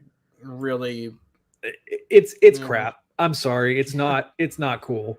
Because if nothing else, like it was discussed earlier, the repo story, the REK-RAP repo thing, probably could have been an issue shorter at least, and then you maybe could have had this as an issue of ASM proper. Perhaps. Yeah, oversized issue of ASM. Like, to me, but because the marketing department basically said we need a new number one, let's throw the new number one out there. I get it from a sales standpoint, but like it really is disingenuous. Like, to me, I should not have to buy all these other books to get this, like, to get this story. I shouldn't have to buy a tie-in book to understand that we're, because say you get a subscription from Marvel, right? That's what I was going to say. Like, if you get a subscription from Marvel, are you getting this issue? if in the comments, if you guys get subscriptions from Marvel, let us know. Because, like, to me, that is the thing. Man, I would love it though. Don't misunderstand. Give me Don Fortunato and Jimmy Six. Oh my God, put it in my veins. I thought of Angelo, like the dipshit kid who got the Venom symbiote. Dead, dude. He got killed. Yeah, but you can clone Conspiracy his ass. Oh God, because he was Venom. Oh. Yeah, I could see Jimmy Six like holding him up, being like, "Here's fresh meat," and then throwing his brother out there because he never liked his brother. So mean. Listen, I like the setup. I to me, I did not read the solicitation, so I didn't know about the Madame Mask thing. Like, I didn't know she was pretty good twist. That was a great. I didn't really know about it either. Yeah, I was like, she's got it. I was like, oh, the girlfriend's got to be somebody, right? Like, who is this mysterious girlfriend? I do think it was kind of weird how she's like, oh, that was my body double. Gotcha, bitch. Right, yeah. Or no, she says. Well, here's the thing: with the mask on, she's not going to know. Like, people aren't going to know unless they've seen Whitney's face. My thing didn't Whitney have like a scar that made her like it got think better. that she was disfigured? Or yeah, she probably got better. I don't know. I wish Ryan was here because I think he ended up having to leave. Yeah, man. I literally am one of. That's the thing that I'm like. I wish this was part of ASM, but I think I think overall it's a good book. You got any other thoughts? It's solid. I mean, the art's great. Vasquez is great. Draws a great Spidey. Yeah, I don't know. I think it would get done a little dirty by the colors. Maybe a little bit, but I don't know. If the artist draws a good Spider-Man, then most things are forgiven, I would say. I'd like to see his black and whites. Yeah, me too. Yeah. Neil, I bet you we can make the cover art for the audio edition, the final splash page. You know what? I kind of wanted to do the variant cover as the Vasquez variant one, but I might just do the regular one, or I might just do the end page of the first strike issue. Yeah. I love talking shop when we're in the middle of an actual recording.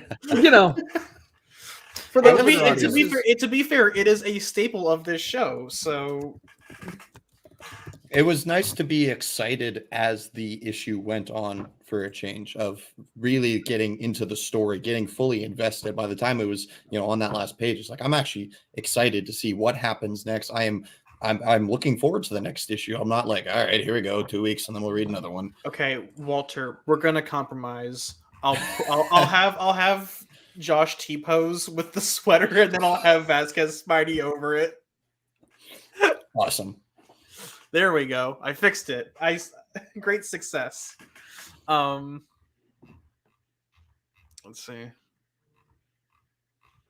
Did Zach freeze again? Okay, no, he just muted. Zach, you're muted. Zach, you're muted. Okay, bye. Yeah, there's not really a whole lot to say about First Strike. I think that's the main issue, is that there's not a whole lot of aside from like the big plot points. I think you could have compressed this a lot. Like there's a bit of fluff, there's a bit of fluff in how I would have distributed the page stuff, but I don't have the script, so I can't speak for how it's structured behind the scenes. I don't know. Yeah, there's definitely some parts you could cut out. I think some of the like a lot of it's just buildup, right? That's the First Strike. It's like the first kind of like, okay, here we go. We're starting all these things. Sorry, guys. My dad called me, and it was a lot later than I expected to get a call. So I was a little. No, you're good. All good. Co-founder of the Spidey-Dude, Spidey-Dude.com. I think you honestly could have cut the Peter Miles conversation and just kind of had it implied that Miles was upset at Peter from the time skip stuff. Oh, I agree. I think it was cool to see Miles using. I love the way Vasquez draws the Venom sword. The Venom. I don't know how I feel about the Venom sword. So I got words on it. I like it, but mainly because it's not just Miles touches someone and the Bendis button goes off and he wins. Yeah. Okay. Yeah. I can well, see that. Like that. I mean, that's why that should be. I don't know if arguably his Venom touch blast sting thing should be nerfed a bit, or at least be used as like a finisher, or it should be something that you can one shot some enemies but not others. Like some should be, I think, a little more. There has to be more constitution and resolve against it. There has to be some limitations on it, because right now it's been so vastly OP'd that it kind of needs to be taken down a couple notches. Yeah, Exiles has the right opinion that it's stupid, but it's cool. I mean, Ziggler even said, like, I don't have like a reason for why I did it. I just thought it would be cool. I like anime, and that looked kind of like a cool idea, so why not? And I respect his decision on that, for just thinking it looked cool. Let's do it, and telling people that that's why he did it. Like I'm okay with that. That's some Michael Bay shit right there. I respect it. Yeah. Is it explained that he just now does that? I think I don't even think he's figured out. He's just like, oh, I can do that now. And okay. I think it's actually replaced the Venom Blast at this point. I thought he because him being able to channel the electricity was something that I thought I saw was done in Bendis's run near the end, or maybe it was after. I don't know when it was, but there was a point like years ago where he was able to, or he did like a huge energy burst or something. Oh, where he does the Force Unleashed thing and blows everybody up, or yeah, I don't know. So I thought there's been like that kind of setup. I thought for him to be able to maybe manifest it into something else. But the thing is, Ahmed actually kind of built in like a limiter for the Venom Blast that like he can only do it so many times before he gets worn out. See, that's a good idea. Yeah, and I think Ziggler took that and kind of I guess just was like, okay, time to do swords instead, because it at least makes the fight scenes more dynamic. He can't just touch someone and win now. He actually has to fight for the win. Yeah, again, it's one of those things where you have to have some balance, because then it's like you go to that well too often. And look, Ahmed did some good things. I just don't like the run in general. Yeah, like there's a lot of issues I have with that run, but that is one of those things, and I do give him credit for trying to nerf it a little bit. It's not that it needs to go away, because it's very unique to Miles, but it needs to be like how it is in the game. Yeah, I was about to bring up the game that like it's a good like using. Unfortunately, we're kind of using the game's user interface as kind of an example, but having to build up the energy through like kinetic impact or something. Yeah, it needs to be something that and to me, it's one of those things. It's like in wrestling, you use it as a finisher, but you don't want to sit there and spam the finisher, because that takes away the uniqueness of the finisher. Yeah. So it's called a finisher because you finish with it. That's how you're gonna. Well, it's like in Into the Spider-Verse when he uses it as the finisher on Kingpin, like right, and on Miguel in the sequel. He typically, I think it's like a mental block thing that Miles is like in those movies consistently really scared and like out of his depth. And the Venom Blast kind of like either a last resort or kind of the signifier of him kind of completing his character arc of that movie. Mm-hmm. Yeah. So it depends on the story. I just think it kind of it always had a problem when Bendis used it as kind of like his instant win button, and I don't think it's ever shaken that. Yeah, because Bendis was using it as a crutch. I'm sorry. Mm-hmm. Hi, Waylon. That was Waylon scratching himself on my. I thought that was his tail. No, he's like trying to get like a spot. Oh, okay. What did you guys think of 39? That's kind of where things fell apart for me. Honestly, okay, let's go. Okay. Let's go and talk about issue 39. What is the grades? We'll go let's go we went Adam last time. Let's do Josh first. What's your grade on 39? 39. Yeah. We'll give it a B. B for 39. All right. Neil, your grade. I'm going to give it a C+. Oof. C+ for Neil. Adam, is it better than that for you? Yeah, I'll give it a B+. Man, I must be not feeling it. I just must be. And I am going to maintain it. I gave it an A. Oh, damn. That's interesting. So what's that average like? That's probably like a B somewhere. B+? Solid B, I think. Yeah, it might be a B+ for the average. B+ for the average. Okay, so we got Neil, who's kind of dragging the average down. I give it an A. Sorry. Actually, I'm going to give it an A-. Stop giving it an A. I'm going to give it an A-. Adam's grade's a B. Neil's grade's a C. Josh's grade's a B. So yeah, it's probably about B+. Grade, average. Yeah, I think that's about fair. It's a B+ story so far. To me, because I look again outside of like Dark Web and like what did Peter do and Kamala stuff. Like for the most part, this has been a B- to B+ run for me. It's not been overly good, but this is some of the best. I think this is some of the better Romita Jr. artwork that we've seen in a while. This is Romita Jr. at his best, drawing the street level stuff and monsters. Like this is all in the wheelhouse of Romita Jr. We're going to get a complete set of issues that are uninterrupted with Romita Jr. for this story, which I think totally fits. Like it fits this way. So that's a big reason. I like the banter in this issue as well. Like I like Peter being a leader. I like Peter not being a freaking chump the way he's been for a long time, including in Wells's run. I like him taking this leadership role. I agree. He's a leader. He's a leader until everyone splits. Goes to the tie-in dimension. Goes to the tie-in dimensions. Like as soon as the portals open and they go to the to their various, you go to a book and you go to a book and you go to like it's Oprah Winfrey. It's over. It's like when when you're like at a mall and then you all go to like one of those like little kiosks in the middle. And they're like, all right, we meet back here at like 2 p.m. It's like that. Yeah. Like, all right, everyone split up, go to your stores. All right. You go as a group when you're like when you're in high school. You all go as a group, and you're like, all right. So I'm going to go to FYE, and you're going to go to Spencer's, and you're going to go this, and all right, we meet back here at 2:30 at the food court at the Java Juice. Okay.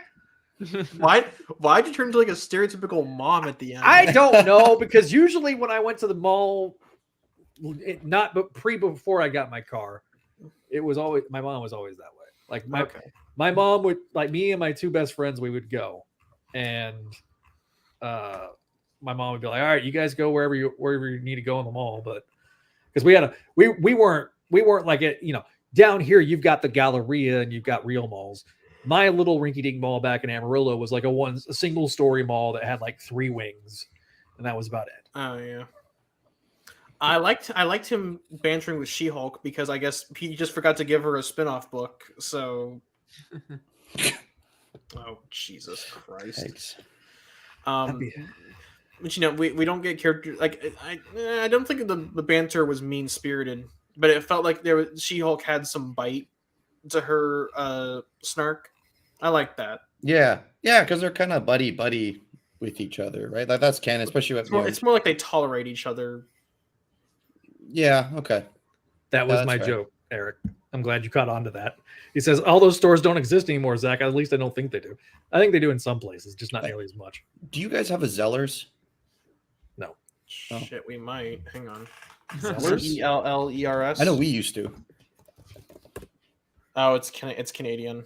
Oh yeah. Oh yeah. Okay, never mind. It's the things only you got up there in the Canuck area, Yeah, that's right, eh? Yeah, it's a boot team. Okay, hold on. PSA. No one says a boot. None of us say a boot. Who says a boot? That's Newfoundland only. That none of us here. Oh, yeah, I know. Nobody. Like I could see it maybe around like the Minnesota area, maybe. Like because that's not Canada. Well, but like you know what I mean. Like the part of Canada that's close to Minnesota, because they had to get it from somewhere. Is there one? that would be us and Ontario. Oh, well. Okay, Tapio, you're missing the point of what we were saying earlier. Is that Miles actually has like a legitimate grievance with Peter? But if you're not reading Miles's book, you don't understand that. Yeah, because I know that Crawlspace kind of harped on this on I think it was Saturday when they did their live stream. So like I understand that, and because you watched it, obviously, because you're not reading the book, that's going to influence you. But like we explain that if you're reading Miles's book, it makes far more sense, and that's why Ziegler was the one that wrote that scene. But you could have eliminated that scene, and it would have probably not done anything to change the issue. It kind of complicates the issue for people, and I get that. Yeah, that's just kind of the issue of bringing in like the staple writers to. Unfortunately, Wells took the flack for that, even though it was a Ziegler thing. Yeah, I did like the fight scenes. I was a little surprised at like, aside from the ones where it's just guy shoots at other guy. I liked the ones where it's like Peter and his little band of merry men and women, they're diverse like that, taking on the various criminal elements with like their own special power sets. Actually, isn't it all women except for Miles? Oh yeah, Peter? Wait, yeah. Who's Peter? That's right. Yeah, that's why I said Miles and Peter. Oh, I thought you only said Miles. I was. Well, like, I was like, I was like the implication. The implication is that Peter's there too. Okay. But the one thing I do about, and part of the reason I do like this gang war thing so far, is that it feels like Peter Parker's a part of the Marvel universe again. Yeah. After being kind of shunted off to this needless, weird corner, weird ass side quest bullshit that we've been having to endure, this really feels like he's part of the Marvel universe again. Okay, real quick, Radiac. Yes and no. She doesn't have like an actual tie-in in the event, but her one shot is going to be taking place within the gang war timeline. Wait, it's just a one shot? Yeah, it's just a one shot. Oh, Vasquez is coming back. Let's go. It's no. Okay, so for December, we have ASM 39, Daredevil Gang War #1, which we covered. Luke Cage Gang War #2, which we covered. Miles Morales 13. BRB Rek-Rap is calling. So ASM 40, Deadly Hands of Kung Fu Gang War, Miles Morales 14, and Spider-Woman #2. So that's the December stuff. So that's what comes out in December. Then January 2024, we have ASM 41, Daredevil Gang War 2, Luke Cage Gang War 3, Miles Morales 15, ASM 42, Spider-Woman #3, Deadly Hands of Kung Fu Gang War #2, and Jackpot #1. So it is in the group. So it comes out towards the end of January. And then February. Just so you know, I'm not bullshitting you. Here's the Marvel. It says Gang War tie-in. So Gang War, Daredevil Gang War 3, ASM 43, Deadly Hands Gang War. It's Gang War, Deadly Hands Kung Fu Gang War.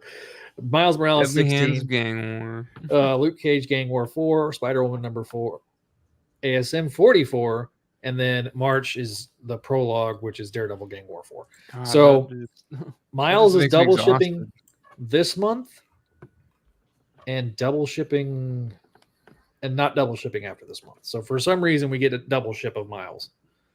So I do. I am kind of like, man, like I think this it's a decent start, but man, like I just hope the momentum keeps building because this is the story for the next 3 months. And it feels like, I mean, it'll be March, I guess, before you know it, but right now it just so having read a lot. It's a lot and it's a long time. So I'll say this, so far at least, all the tie-in issues feel like they're earned. I will say my one complaint. The Luke Cage one is probably the weakest of the bunch, truthfully. But I thought the Electra Daredevil thing was really well done. Mm-hmm. And I'm not just saying that because Erica was on the network, but like I thought that was really well done.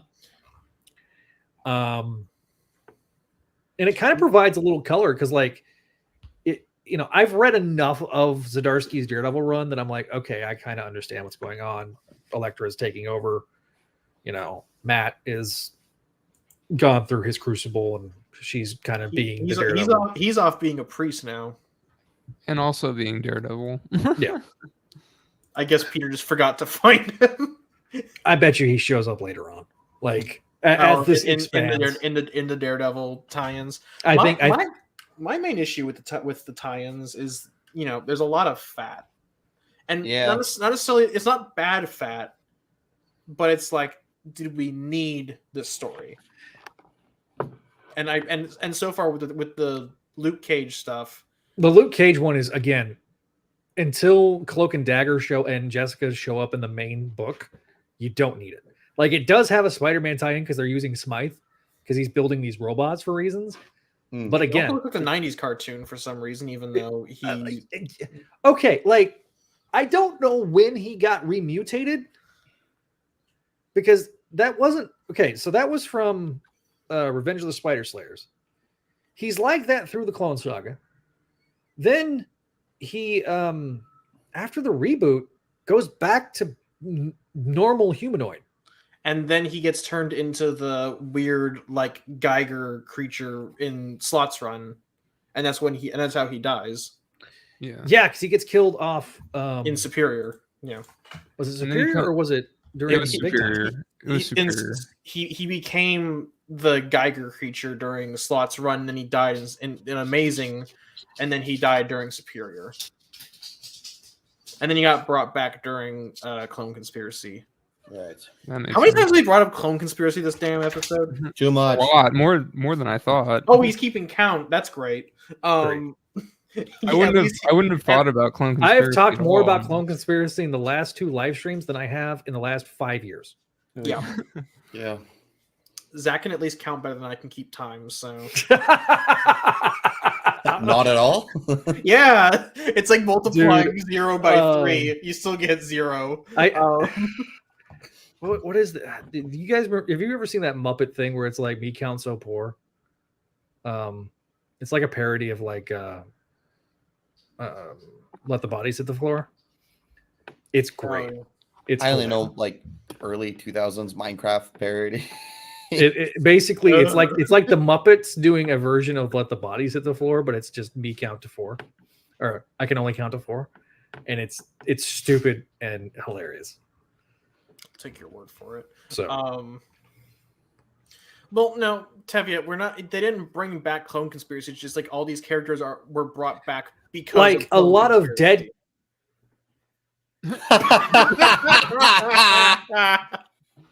Screen grab it. We lost him. So many He looks like a thumbnails. youth pastor trying to sell home the final point in his message. My brothers in Christ. Thanks, internet. I bring to you the message of the Lord. Let me tell you something. And I Let me preach a sermon here. I need a tier 1 sub to show you the light of Christ. Let me tell you something. No, Tis the listen, season. tis the season for Jesus.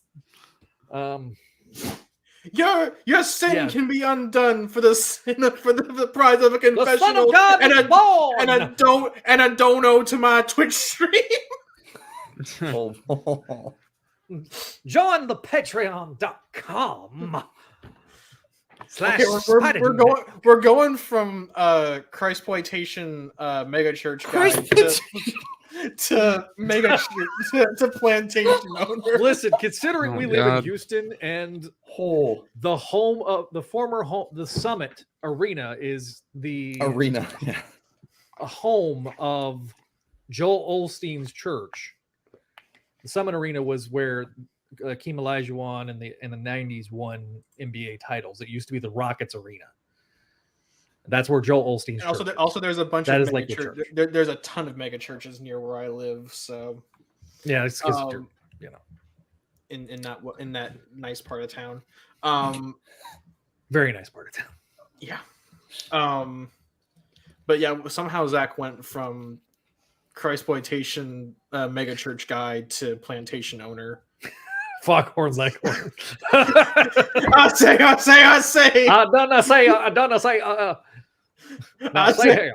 I say the Twitch donos aren't coming in fast enough, bro.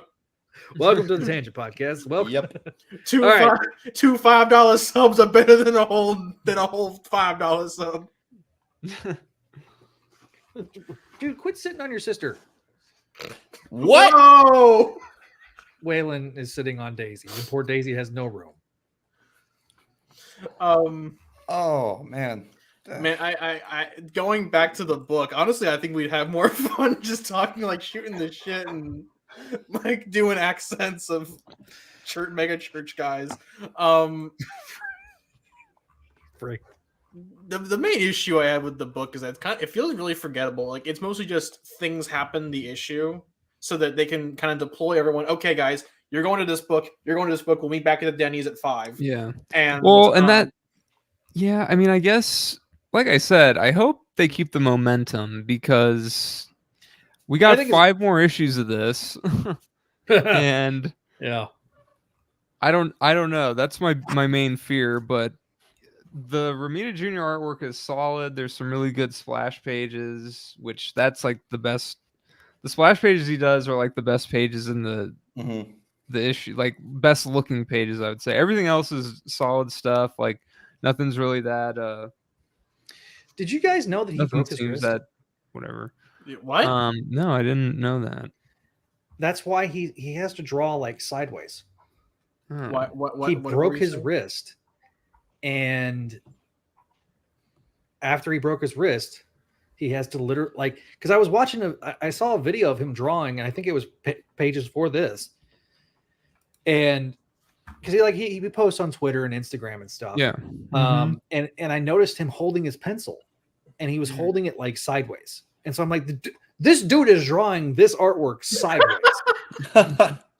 Like that's freaking impressive. If you look at his pencils in those videos, if you like really look at some of that stuff, like it's good. I do feel like sometimes, I've said it before many times, like sometimes I don't think the colors do his work justice. Yeah. And I think the inks are fine. they're solid, but man, like you see like him doing this stuff in pencil, and it's like, wow. Menez is a colorist I think works really well with like Gleason or even I think he should have been the colorist for Vasquez on First Strike, but I don't think he fits well with Romita Jr. The comedy bits in this issue I thought were great. I thought this was probably the strongest bit, where you got this really deathly serious story, and the bit with Robbie and Ronnie together was hilarious. You said Ronnie. Lonnie, yeah, Lonnie, with Tombstone and Robbie. Yeah. Like I thought that scene was great. I thought the scene where freaking freaking Janice taking her up and like dropping her from the sky, and then like the best part of that is like White Rabbit's like shit-eating grin that Romita draws. Like that's all the syndicates just like, oh yeah, it's happening. Yeah, like where White Rabbit's like, she'll survive. Also, she's eating a carrot during one of the scenes, which I thought was unintentionally hilarious. Like she's lean. She is like, if we're using a wrestling parlance, she is living the gimmick, like literally. I think that's her entire thing. Is like she's living the gimmick, and it's like White Rabbit is not a character that I would take seriously, but like she's written fairly seriously here. But there's those little hints that like of her being like this bit of absurdists, and I'm here for it. Because all she is a spoiled rich girl. Yeah. Like that's her character that really, really is obsessed. Like it's a good character. with Carol Lewis. Yeah. Yeah. C.S. Lewis. Or was it Carol Lewis or C.S. Lewis? C.S. Lewis was Narnia. Carol Lewis was Lewis Carroll. Lewis Carroll. It's like that. Yeah, it's Lewis Carroll. You know, I'm thinking about this. I kind of wonder like what you guys think. I'm starting to think that Wells is actually, he's a fairly decent Spider-Man writer, but the supporting cast stuff and the Peter stuff is a bit more hit and miss. I don't know if we've really have we talked about this before? I can see that. I'm just thinking about it right now, and I think that's the verdict that I would give this run. Well, but the beginning half of this run is kind of messy, but well, we kind of talked about that early on. Was that I felt that his Spider-Man stuff was good, but his Peter was off, especially like in that first arc. And I don't disagree with you out here because of this hole that he decided to write himself into, that he's having to dig himself out of for reasons. I don't think he's gotten Peter's voice right. I think he's like it's hit and miss. Like that kind of. Like the supporting cast stuff, the Peter stuff, sometimes it's fine. Sometimes it's like, basically with the whole what did Peter do thing, that's very messy and controversial now, and you know. Yeah. But then you have the Tombstone and Robbie thing, and that's pretty good, you know. Like it looks like he's definitely better at the more classic grounded Spider-Man stuff. Like the best. Well, my favorites so far have been actually this Gang War and like what was it, that 3-part issue with Doc Ock, and even the first bit there with Tombstone. It was Tombstone, the Vulture, when he's tackled the classic rogues, he's done really well. Yeah, and I think he's doing again. This is playing a lot of this Gang War stuff plays to Romita's strengths, because you know my favorite era of Romita is post Clone Saga, like towards the end of the Clone Saga with Mackie, where he was really leaning into like the gangs, like Don Fortunato and Jimmy Six, and you know, and then Who Killed Joey Z and all that stuff. Like that era of Mackie was like chef's kiss peak Mackie, because that's the best part of Mackie. Before that was like on Web when he was doing the Blood Rose stuff and all that. Like that was Mackie's good with that.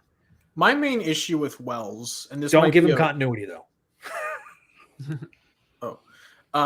My main issue with Wells's run is that he has a lot of really bad impulses, that were especially visible during Brand New Day. Like I don't want to call him misogynist, but like the way he treats female characters is kind of as either plot devices or disposable. Who? Wells or Wells? Okay.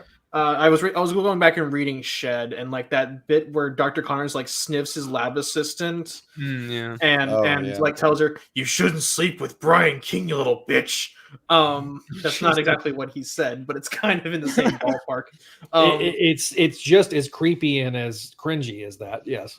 I don't think Wells is like going out of his way to be an awful writer.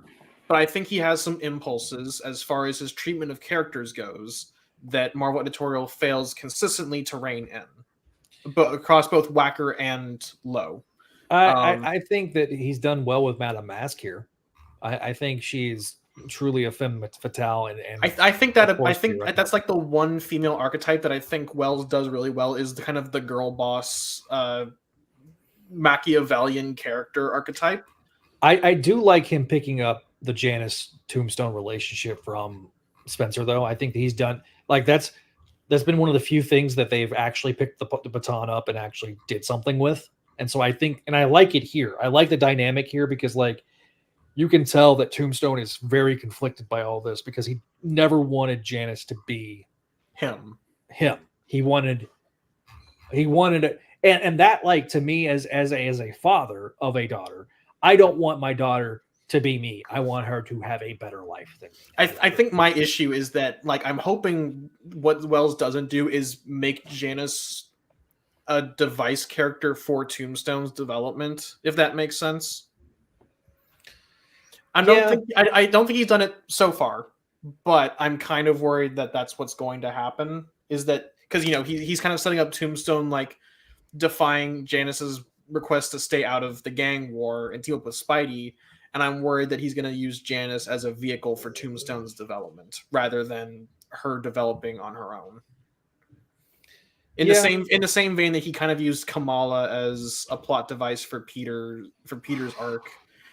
And I don't think it's as egregious with MJ, but he kind of does use MJ as a vehicle for Peter's arc from the beginning of his run. Yeah. But I don't think it's like anything like bad, but it's more just like the latent stuff underneath the surface, if that makes sense. And I'm hoping that editorial kind of reins in Wells's worser impulses when it comes to treatment of characters. So Eric Porter says the Blood Rose storyline is why this could be self-contained and maybe just ASM and maybe one other, or get ASM having more issues than in 1 month so we get closer to the milestone numbering. I mean, honestly, like, this is what they do anymore. Like, especially starting with Wells's run, basically they do their big event for the end of this to basically close out the calendar year and then open up the following year. If we're going off cover dates, it's basically the big explosive story to start, cover date 2024, Yeah. So we're getting a good artist on 45 though. We got Carmen Carnero on as announced as the artist for 45. Paul might come coming on. No shot. He says like just we're wrapping up. Yeah. I mean, I'm about to text him. Better hurry. I do have another news story we can talk. We can talk about. Yeah, but he doesn't want to talk about news. He wants to talk about comics. I know, but we can do that while we're waiting on him to show up. Oh, that's true. So there is one other news story that we didn't cover, and it is the Spectacular Spider-Man and MTV Man have been removed from Disney Plus. Dun, dun. Oh. So now I don't know about the Canadian version, Josh, but I know on the US version. Hold on, I'm checking right now. We're doing it live. 1 sec, checking right now. Here we go. While he's checking, I have the Blu-ray by physical copies. Although that is also going away because I think Best Buy is getting out of the physical media market. I heard that. You will own nothing. Damn. And you will like it. They're still here. Move to Canada. I'll just get a sponsorship from NordVPN. It's too cold up there. We aren't sponsored by NordVPN, but if NordVPN wants to sponsor us, I will take that money and go to Canada. Neil says NordVPN, like we have some kind of licensing deal with them or something. Yeah. Hey guys, hang on. Hey guys, this video brought to you by Raid Shadow Legend. No. There. Hey guys, Epic Gamer 420. I don't want to say anything yet, but we might have our first sponsor starting next month. So. Hey guys, XXX Epic Gamer 420 XXX here to bring you Raid Shady Legans. That's weird. Okay. You can play it on Google devices. How bad can it be? Okay. Make sure to use the code Zach Joyner. Offer code Zach, ZACH, in referral box and checkout. So it is available on YouTube. So if you want to buy it, you can buy it. You can watch now from $9.99. I'm looking at the Disney Plus. It's okay. It's still showing up. So maybe they did remove it. Maybe that was a fake news story. Okay, never mind. But buy physical media because they can remove it at any time. Yeah, that's true. Dude, that makes me mad because that article looked legit. This is how I feel. For audio listeners, me when I moved to Canada. Yeah, I mean, tell me about it, dude. Listen, I grew up in the Canada of Texas, meaning it's the only part of Texas that gets snow on a consistent basis, and I can't handle y'all shit, man. Like no. my hometown. So funny story. Like as we're recording this, like there is a storm system rolling through. That's why my dad called me. And like normally he gets off at 4:30. My son, if I do not make it through this night, I love you. Yeah. Hey, Javi. Javi. Congratulations to Javi and his significant other, Brooke. They're celebrating their anniversary tonight. Otherwise, Javi would be on the episode. Nice. Talking with us. So El Corzon. Reject Brooke, embrace ASM. For Comic Binge listeners, El Corzon. Thank you, sir. I said earlier, between the lighting. Does Josh have a P-Thug name?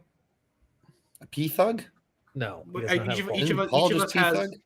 I don't think he's been on the. He hasn't been on the bench yet. So we each have a. He gave us all a nickname. Mine is Tri-Skull because I had a flaming tricycle with skulls on it. No, it was from the jackpot thing. I thought. Oh, the 3 skulls. Yeah, she rolls the Omnitrix, and if it gets 3 skulls, everything. Right.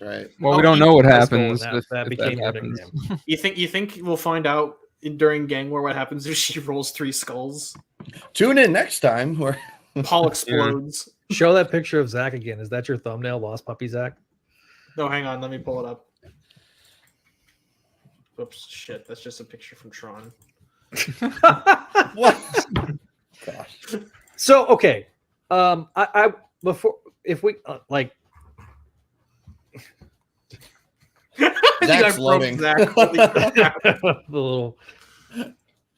Here you go, Zach. Oh, beautiful. Beautiful. Dude, I look like I'm about to cry. You do, yeah. If only you knew how bad things really are. Oh, man. Do I have one of... No, I don't have one of him. All right, so I kind of do want to reflect on the year. Oh wait, you know what I want to say because I'm looking. You can't just say you're gonna stall, Zach. Shut up! That wasn't supposed to be for everybody else. Because last week they were saying, "Oh yeah, Spectacular was removed," but then I think I'm remembering now that someone might have said that they removed it to maybe fix the episode order or something. Oh, That would only okay. be for Maybe.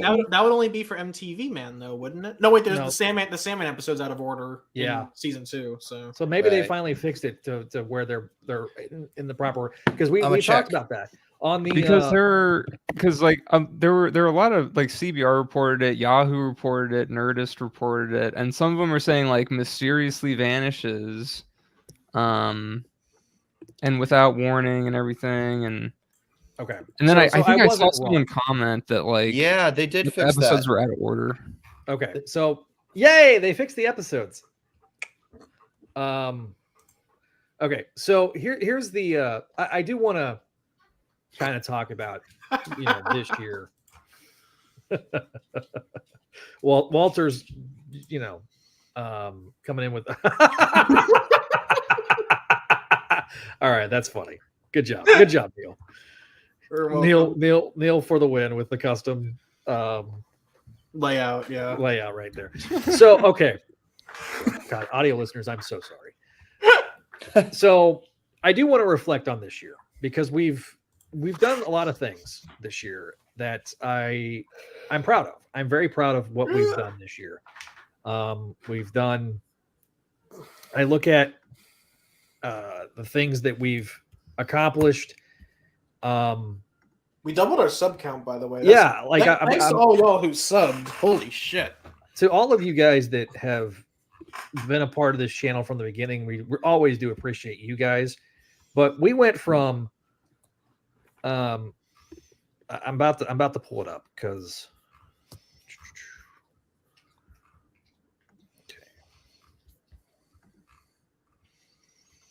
YouTube Studio. Yeah, Okay. Walter, I feel sorry for the audio only people. They miss my winning personality. Yeah, okay. Well, All right, so I'm looking at the channel, and I'm looking at what we've done in terms of the last 365 days. We've gained over 200 subscribers, 207 to be exact. Let's go. And or actually I can go 206 since the beginning, since January 1st to right now, this is being recorded in December 12th. We've gained 13th. We've almost more than doubled. We've more than doubled what we had before. And that is great. I mean, the fact that we've gotten to that point where it's sitting at 362. If you've not subscribed, please do so. I mean, it really does help the channel. In terms of content that we've done in 2023, we've gotten 31.3 thousand views.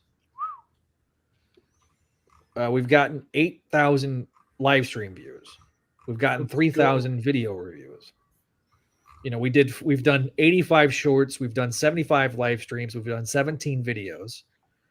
Like, that's a lot. We've, as we've grown, we've done a lot. And I cannot thank you guys enough. I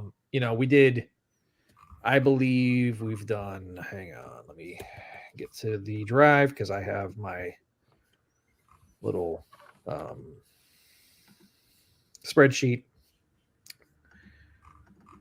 of both Make My Mayday. So Make My Mayday, we've done 17 streams this year. Somebody send Paul the link, please. I'm on it. Wait. We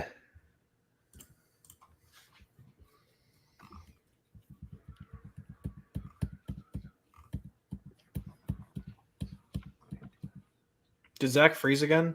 we've done 19 episodes Oh. of this show. Sorry, I was double checking my numbers. Like, that's a lot. I mean, the fact that we've done 20 live streams this year is great for us. we've done more with Benj has done really great numbers. I cannot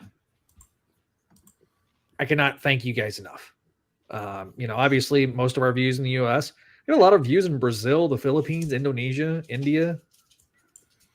We have to hit a sub count before we can get super chats, but what we might do is I'm gonna be doing some more content that's not Spidey related. And I'm probably gonna open a tip jar for the channel at some point. So if you want to donate through there, and to make it clear, you don't have to. We never expect you guys to donate. Listen, your viewership is enough for us. Yeah, and eventually when we get past the 1,000 subscriber mark, then we'll be able to monetize and do stuff like that.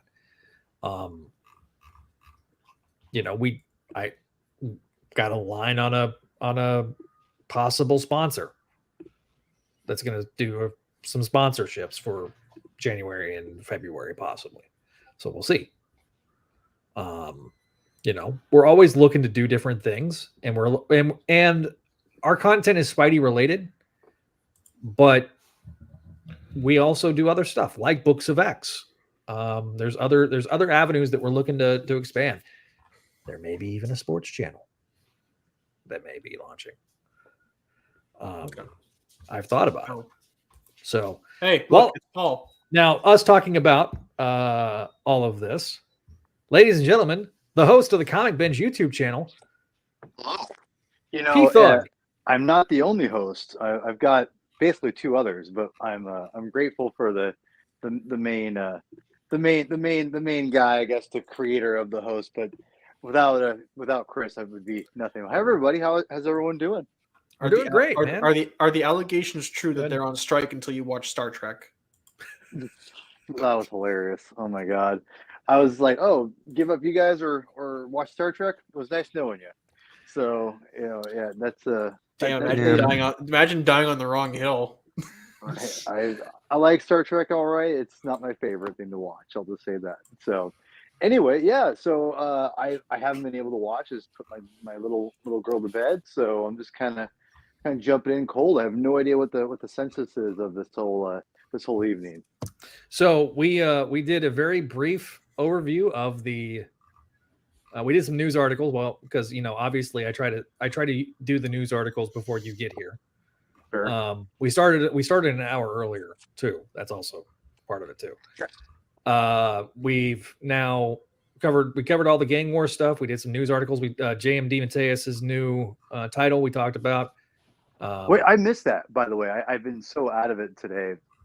Had a lot of crazy stuff going on. What was I knew he got a title, but I didn't see what exactly. Proto Goblin. It's so you remember the -1 issue of Peter Parker Spider-Man where they introduced the Proto Goblin? Vaguely. Isn't that what that one guy from the movie is based off of? Yeah. Allegedly, yes. Yeah. So that's basically DeMatteis is going to be expanding upon that story, but it's taking place in the early days of Peter's career. So it's like an Untold Tale of Spider-Man. Oh, so I love Untold Tales. I love them. As I told the audience, we are working on DeMatteis did get back with me today. We're going to firm everything up next month, but hopefully we'll have him on to interview him in February. So that's fantastic. I love JMD. Such a class act. Yeah, great dude. Just a great dude. And then, of course, did announce officially the Weisman interview. Also, shout out to Weisman, because he's going through some stuff on Twitter because somebody decided to hack his Twitter. And the person that did that, you're a dick. Okay, we're far enough in this episode that don't do that. Don't be that person. Well. Not Weisman, the person that's hacking him, right? Because it's coming across very, very personal and very malicious. Well, the problem is people are going to people. You just have to kind of. Unfortunately, when you're in that position, it just sucks sometimes. So. Yeah, it's unnecessary. Yeah, because Greg's a great dude, legit great dude. Even if you disagree with his takes or whatever on Twitter, it doesn't justify that. As somebody that's had his identity stolen online. Don't be and don't do that. That's no good. No good. So what's so really quickly. So what's because I'm here for the give my little snippet about gang war. What's the census of tonight of everybody overall? Curious. I think we gave First Strike what average was an A. Average was like a B plus, I think. B plus, yeah, and then Wow. B on the second Wow. issue. So Wow. we've done pretty good grades. Well, we also okay. talked about the Rek-RAP last issue as well because we wrapped up Rek-RAP. That's right. I always thought it was all part of the same thing. Nope. No, Wrong. Okay. it's a very weird issue because it's like it ends the Rek-RAP thing and then like tonally shifts to the prelude of the Whiplash. prelude. Yeah. I clapped Zach out of existence. Yeah. I've been freezing on and off, and Neil has been conjuring memes. Interesting. That's been All right. Well, the Rek-RAP. I thought we honestly did the Rek-RAP issue last time because didn't We it did. wrap? Well, yeah. So why did we do why do you guys review it again? Because No, we didn't. Because the The last last- issue was today. the last episode was the first two parts of the Rek-RAP thing, and then today's episode was the last Dude, part. I'm so I got them all. They all kind of blur together. Really, it's not. It's not a Yeah, bad they or a kind of good do. thing. Yeah. That's not a bad or a good thing, but it's not like The last issue was probably like my least favorite. Probably I would say like of those. It's still enjoyable. It was fun. It was only 3 issues, so that's a good thing. I'll be honest, I did like the fact that they had like the that collector guy be, I don't know. I thought it was cute. To be honest. I thought it was fun. Listen, it's one of those things that I'm glad he resolved it because like there would have been those pedantic nerds online that would have been like, "What about the deck collector?" So like, Yeah, I'm glad it got yeah. resolved, but like, Yeah. good riddance to bad rubbish because like that was my least favorite stuff. I mean, whatever. I mean, it's just whatever. I'm not. Yeah, I understand. Like Again, to echo a criticism that you've made in the past, Paul, I Mhm. felt like that issue, like you could have cut one of the previous 2 issues and done it either in a one and done story, yeah, or 2 issues. Like, maximum. It didn't need to be 2.5. I 100% agree with that. Like, but that's been probably my main criticism of Zeb Wells of Spider-Man run overall. It's just way decompressed. Like I think the story. Sorry, my dog is barking. The story. I think the stories are there. I think the ideas are sound. I don't think his dialogue is bad. It's just things out way too much, and it does feel like they're kind of trying to tread water a little bit sometimes. But that's kind of what the whole, Beyond era was essentially, right? In some ways, it's kind of stretching things out to kind of buy time to figure out what they're going to use Spider-Man post, Spencer. So, what issue number was that? What are we talking about? The Rek-RAP? 38, I think. I think it was 38. 38. Yeah, Okay, 38 was. I think it's fine. It wasn't. I don't think it's offensively bad or anything, like that. So I'd probably give it like a B minus, or I'd say like B minus. I'd say. All right. So- So B minus for you. Yeah, and then I didn't read the Gang War stuff until last week. I was pretty behind, and last Friday, because one of the reasons why I didn't know if I was going to be on the show at all was because I didn't know when I was going to have time to read them.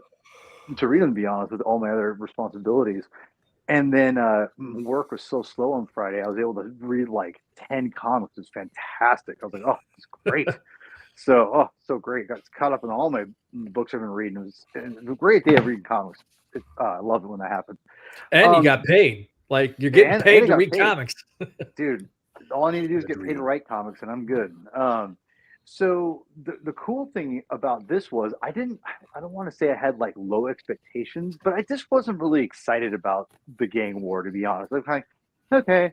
And I'll be frank, even though I don't think Spider-Man's has been bad, it hasn't excited me either. If I'm going to be completely honest. Sure, yeah, that's how I feel pretty much. Yeah, and I think I felt consistently. Yeah, and the thing is, like, I have no problem saying that because I don't think you have to be excited about. I mean, it'd be awesome to be excited, but that's just not realistic. And without anything you love, whether it be sports, comics, movies, music. Well, you're going through it with your sports right now, buddy. Oh God, God, don't remind me, but the thing is, like, you just gotta take the waves, you know. And that's one thing I kind of realized. I talked about this on the Star Wars Saga Continues show we did the other day. It's amazing to me how people try to compare, sports franchises now with this with these other franchises like Star Wars and Marvel or Spider-Man or whatever, with franchise within a franchise. I digress, but what I'm trying to say is it's interesting because it kind of goes along with this whole point with Spider-Man. You kind of have to treat it like a sports team in some ways. And for me, Spider-Man's always been a sports team, quote unquote, that I'm gonna follow through thick and thin, even though it may not be always good. I'm dedicated to the character, and I love the character, and I'm invested in his long time story. I just kind of take the good with the bad. Yeah, there might be some bad seasons or some mediocre seasons, and I feel like right now we're probably, if I'm going to compare this to like a sports analogy for you, Zach, you're gonna love this. This feels very much. I'm gonna go back old school, 16 games a year. This feels like an 8-8, 9-7 kind of like team / run. It's not. I don't think this is bad. It's not overly great, but I feel there's potential in a lot of the things they're doing. It's just not coming to fruition, and it's just not quite there. And it feels like it's just like they haven't figured it out yet. And I feel like Spider-Man with Spencer, we're always in the playoffs. It felt like there was times to be excited. You had Kendrick going on. You had is Mary Jane's marriage. The marriage of Mary Jane coming back. There are lots of exciting things. So, but then inevitably after it's like if we do like.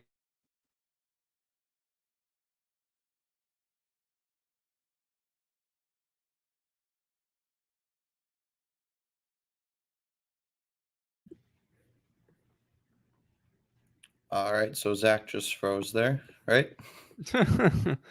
Perfect timing. Yeah. I don't know, dude. This has been happening all night long, and I don't know why my freaking computer the Wi-Fi keeps just jumping off. So basically, what I was trying to say is I felt like the first year was great. It was like a playoff team. Second year was a playoff team. Third year, though, it was like kind of collapse. Like they were looking like a playoff team and then collapsed at the end. And they missed the playoffs. Yeah, I think that's a great analogy. Yeah, that's a great analogy. Like you basically thought you're going to have a championship team run, and then they ended up missing the playoffs, and it was a huge disappointment. Like instead of thinking they're going to be 13, and I like 16. I like even numbers. I hate this whole extra game of the year. I hate it. But you know what they're about to do, right? What? They're about to make everybody that has like a ninth home game. They're going to now institute every team will host an international game as a home team. I don't think it's a bad thing, but I don't want to get too into sports. Yeah. But I think that's a good analogy, and I think the Zeb Wells stuff is they're just kind of like in the. Let's just go with modern NFL. 8-7, or no, 8-9-8. Maybe 10-7. 8-9, 10, 10-7. Yeah, it's not like it's the line between like good and mediocre is very, very thin, and but mostly it's been, I think, in the gooder side, the better side, the good side. But it's like but this 3-issue arc is not. I wouldn't say it's bad.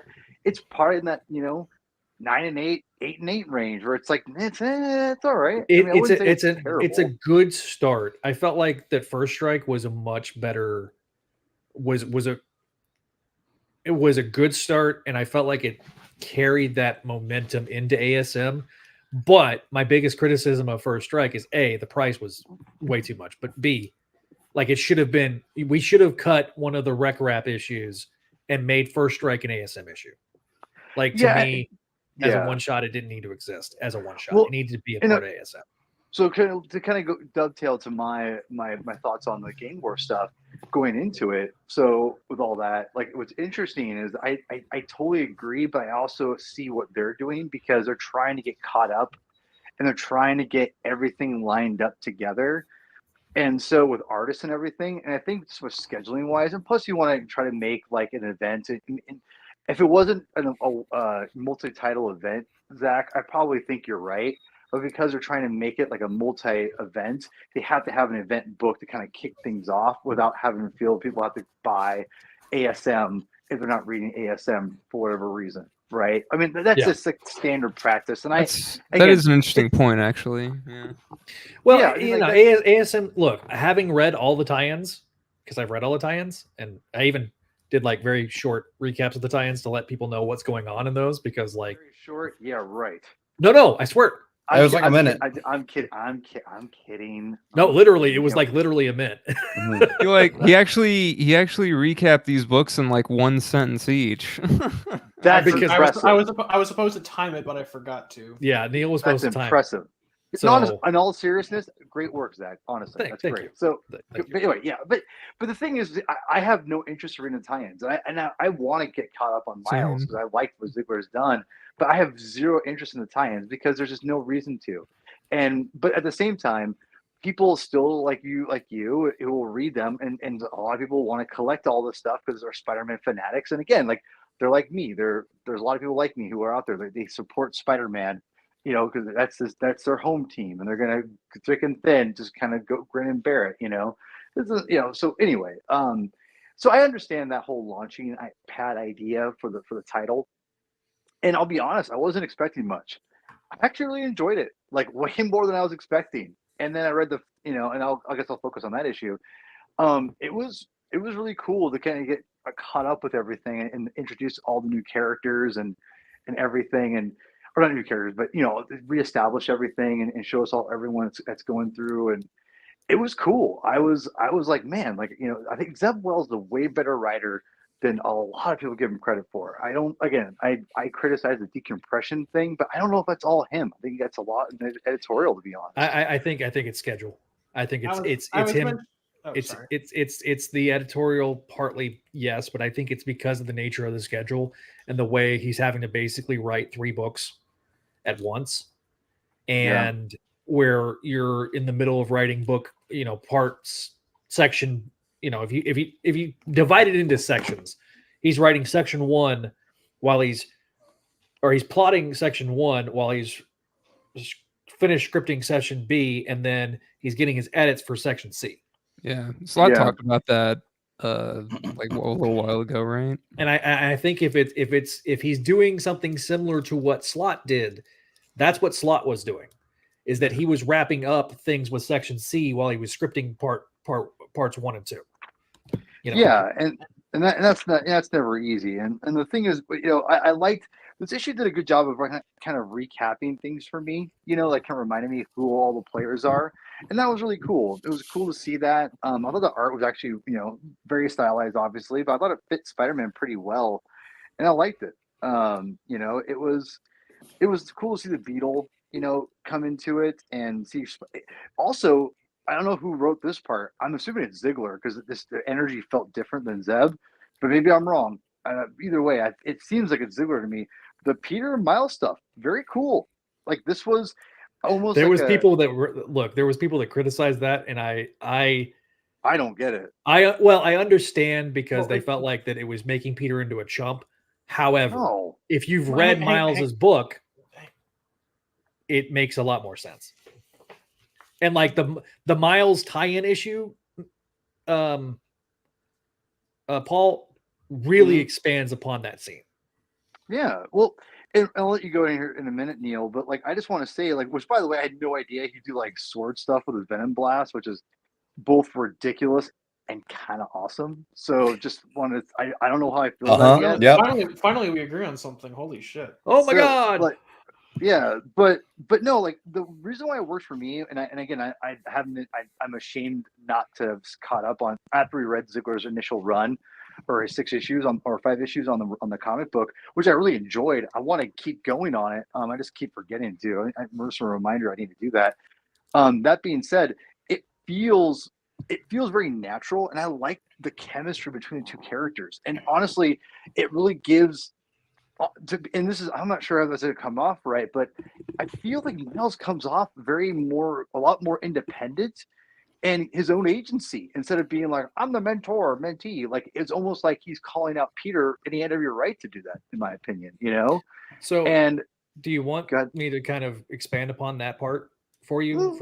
Not really. I'm good. Like honestly, it worked for me because okay. I got to because honestly, I got to see a little bit of Miles' aside and personality, and it honestly made me yearn for this Spider-Man series we're gonna get here in a few months. So like, it's almost like a sneak peek into that, and I'm really excited. Hopefully, we get a lot of good interactions like that because I think Miles is a good foil for Peter. It's kind of a reminder of how.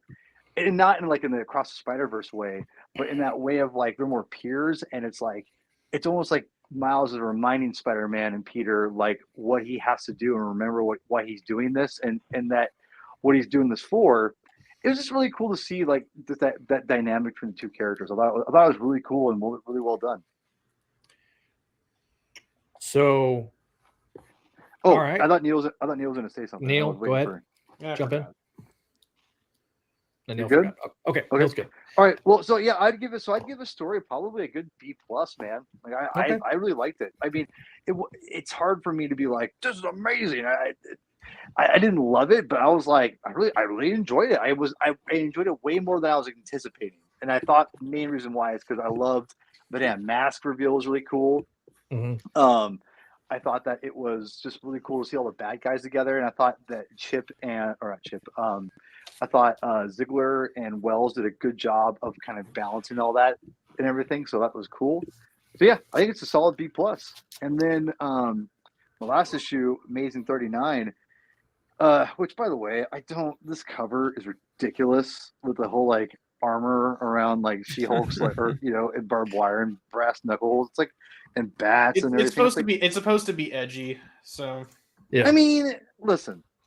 If you would just ditch all the extra stuff they have, look how gangster we are. I would. I mean, whatever. You're right. I think it's almost like a joke. I think obviously. Yeah, I think so. Yeah. I don't know if it's supposed to be. No, it was supposed to be. Oh, this looks cool. Well, either way, if you were to take off that stuff, it'd be fine. I gotta tell you guys, I'm just gonna say it. I really enjoyed 39 too. And this felt. Talk about the opposite of decompression. I felt they did a lot in this comic. There was a lot going on. And I loved it. And this shows you that Zeb can do it. Zeb can write a very thorough comic book that is that can put a lot of information in and have a great flow to it.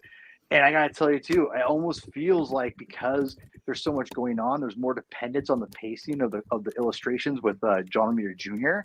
I thought this may be one of John Romita Jr.'s best work. To be honest, since probably maybe the Vulture, some of the Vulture stuff was great too, right? Sure. I would say this kind of rivals that. This looks really strong. I thought this was some of his best work in my opinion on Spider-Man in a while, and I thought it was really good. And maybe it's because like Zeb had to depend on John to do more of the heavy lifting of how much information he has to get across. But that's the thing. Like I think this shows me that Zeb can do it. But I think he needs to involve more characters, but not in a very like forceful way. But like there's like the whole Tombstone and Robbie, like that stuff is great. Like it really is. There is a soap opera aspect of Spider-Man, always will be and should be. Because it was friends and his supporting cast, and I feel if you include them and have those subplots in his stories, I think that Zeb could do really a good job with fleshing and putting a lot of stuff in this comic book. But yeah, I'm gonna give this another B+. I thought this was really good. Like the page where it's a Ringmaster versus Crime Master, and it's like just a dual like dual page. Splash page with it reminded me very much of like the 90s show where you got the laser guns and they're going back and forth with laser guns and shit. Yeah, like it's the Imageray. Yeah. I mean, it was a lot of fun and like I'll be honest, like a picture where it's just again like basically a splash page, double splash page with like the one panel with She-Hulk tearing off her trench coat. Like that art, guys, reminds me of old school JRJR. Like we're talking like 90s, mid-90s. Like, look at the way Spider-Man's fingers are, and he's a little bulkier. I like it. Like this is the JRJR that I love, and I feel like this art is some of the strongest, like, of Marvel of late. So I'm all about it, man. Like I think Gang Wars, I have read the tie-ins. I don't have any interest in reading the tie-ins, but the main story through Amazing, I've been really enjoying. I'm hoping that it sticks to landing so far, because Me too. it's been fun. It's been fun, and I like Yeah. I love the crime aspect, gang aspect. Hopefully there's some resolution where it's going to have the here's my hopeful thoughts for this storyline. I'm curious what you guys think. What I want out of this is I want a definitive crime lord afterwards. Like, not just like we have everything split up. Like, I don't want that crap. That's fun in extent to like a small extent, but what I want now is a legitimate, like, OSH, we have a new crime lord. Here it is, and it has some meaning, it has some teeth to it. So when after it's resolved, it comes back up in Spider-Man stories later on, and it's an issue that Zeb has to keep not addressing, but keep bringing back, because it's a big deal. He or she is the new crime lord of New York, and there is going to be, eventually the throne of that, of Kingpin eventually coming back or something like that. But I want this to have this new crime person to be a legit one that's there for at least a while, like a long while. Paul, you might be getting your wish, because the X-Men books have been teasing. I know you and I are kind of on the fence on the X-Men books, but they've kind of been alluding to the fact that Kingpin's coming back to seize power. And that makes sense. Like, I think, but at the same time, if that's the case, that's cool, because I think that's a win. I would like for that person, whoever takes over, maybe it will be Kingpin, and that'd be fine. I'd be fine with that if he does it if it's handled the right way. But I just hope whoever this is, it's a definitive, like, crime lord, and it's something that Spider-Man has to address on Zeb's run for a while, and not just like a short period of time. Because I want Gang War to actually have some stability and some, like, meaning behind it, and it feels like if you just put someone temporarily there for like a year or a year and a half, I like a good couple of years where it's actually, maybe it passes Zeb and another writer uses it. So I wouldn't. I mean, I'll be honest. I wouldn't care. I would kind of like the fact that it wasn't Kingpin. Like, Kingpin could, like, try to build up his own empire. After reading the One Bad Day Penguin comic, I mean, I would love to see a Wilson Fisk version of that. Which is basically, the Penguin's got nothing. He has like $5 and a bullet, and he eventually, like, raises all of that into a whole new enterprise again, because he's just that he knows how to outsmart everyone and outwit, and, like, and it's tough when it needs it. And it's a great book, by the way. If you guys haven't read that One Bad Day Batman story, that One Bad Day Penguin stuff, chef's kiss. Comic Holy's art, man, so good. I was ostracized because of my weight. Well, I mean, it's not really that, like, at all, actually, which is cool. No, everyone just takes him, like, doesn't take him seriously, and because everyone underestimates him, not because of his weight, because of the way he looks and how. Oh no, I was making a '90s cartoon reference. Oh, I love the, yeah. It's almost like what the version is, essentially. That was a Kingpin '90s. I mean, he makes that comment in the 60s and 70s too. Like, yeah, everyone thinks that I'm a fat man, but it's really all muscle. yeah.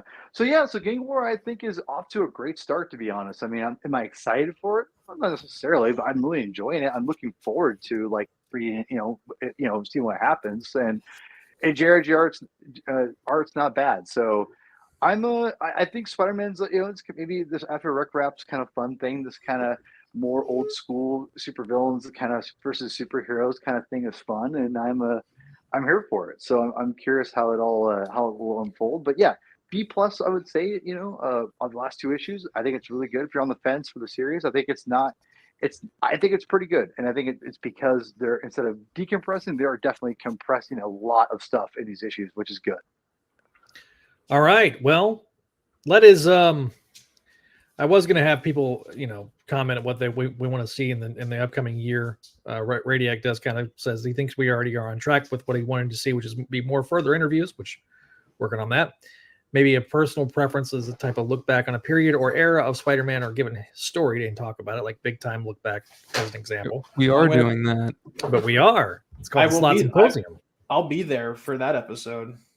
So the Slot Symposium, we will be hopefully trying to get one out again before the end of the year. So more Slot Symposium. That's on the agenda.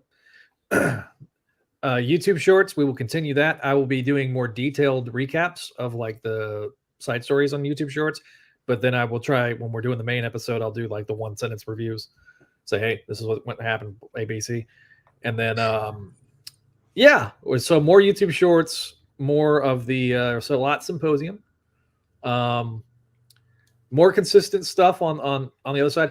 Listen, I got to give a lot of credit to Kelly for Make My Mayday and us being as consistent as we are.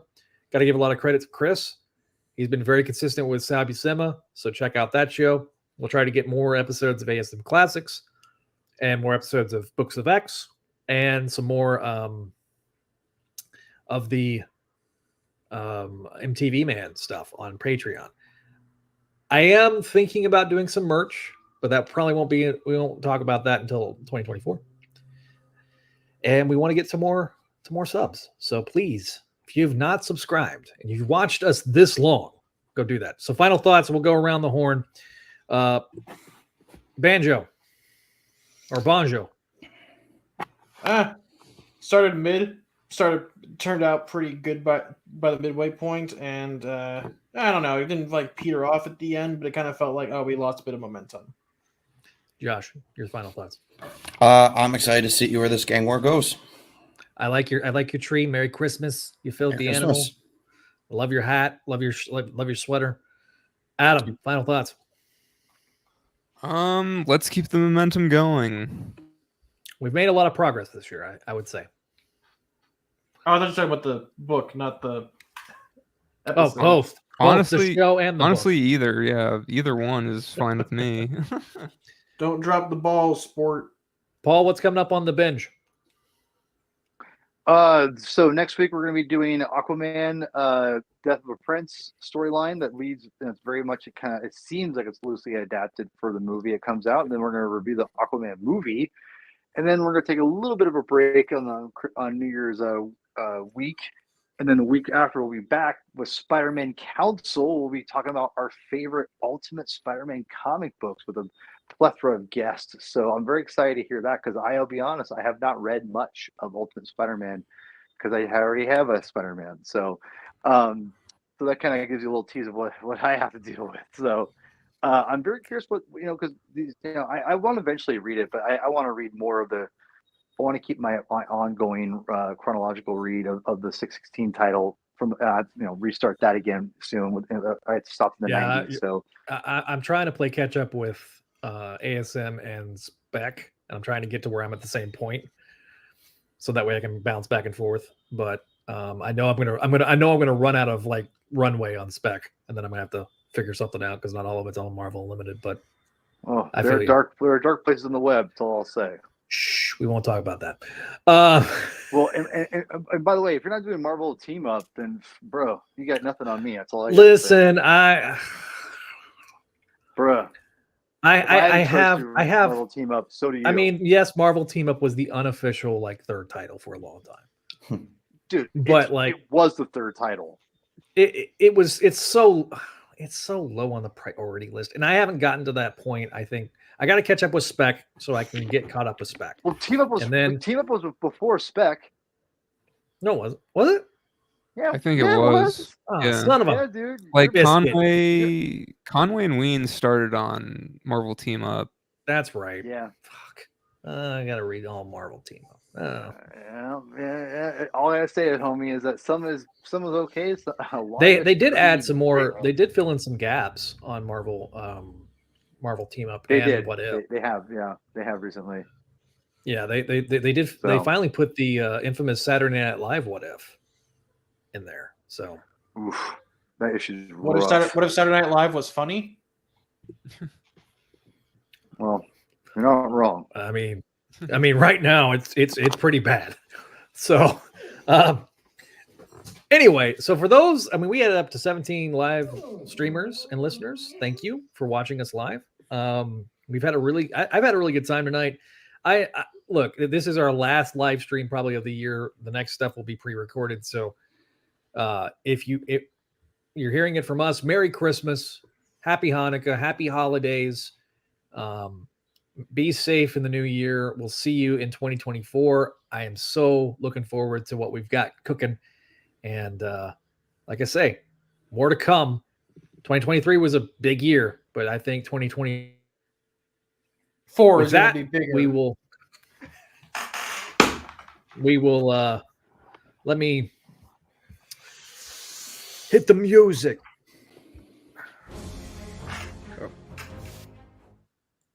All right, so we just play the outro. Oh wait, no, we haven't updated it. Never mind. I haven't played the outro, buddy, because we had people move around on the Patreon.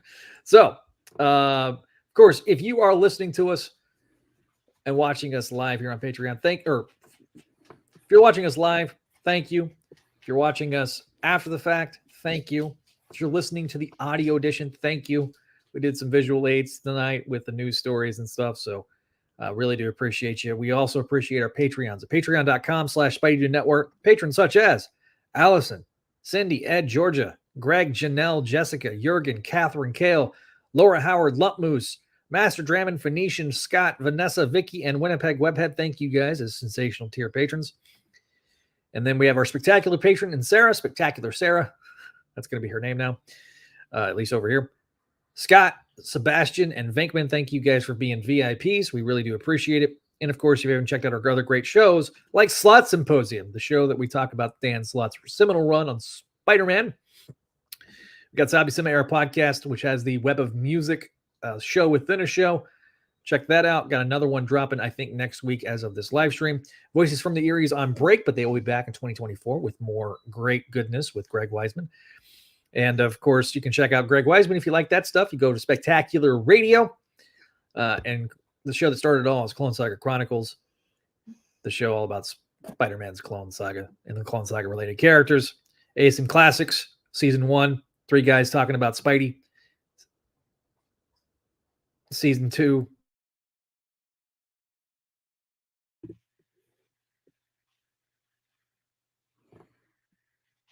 I just realized I was muted. It's about a father and son tackling classic Ditko ASM. It's about family, and that's what this is all about. Family.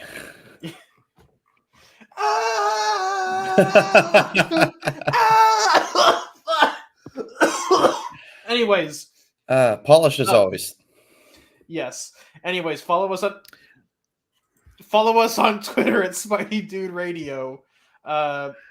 I don't know why my internet wants to reboot. Leave a voicemail at 818-925-6631. All right. People have a great night. Thanks for watching, guys. Thanks for listening. We'll see you next time here on the Spideydude Radio Network.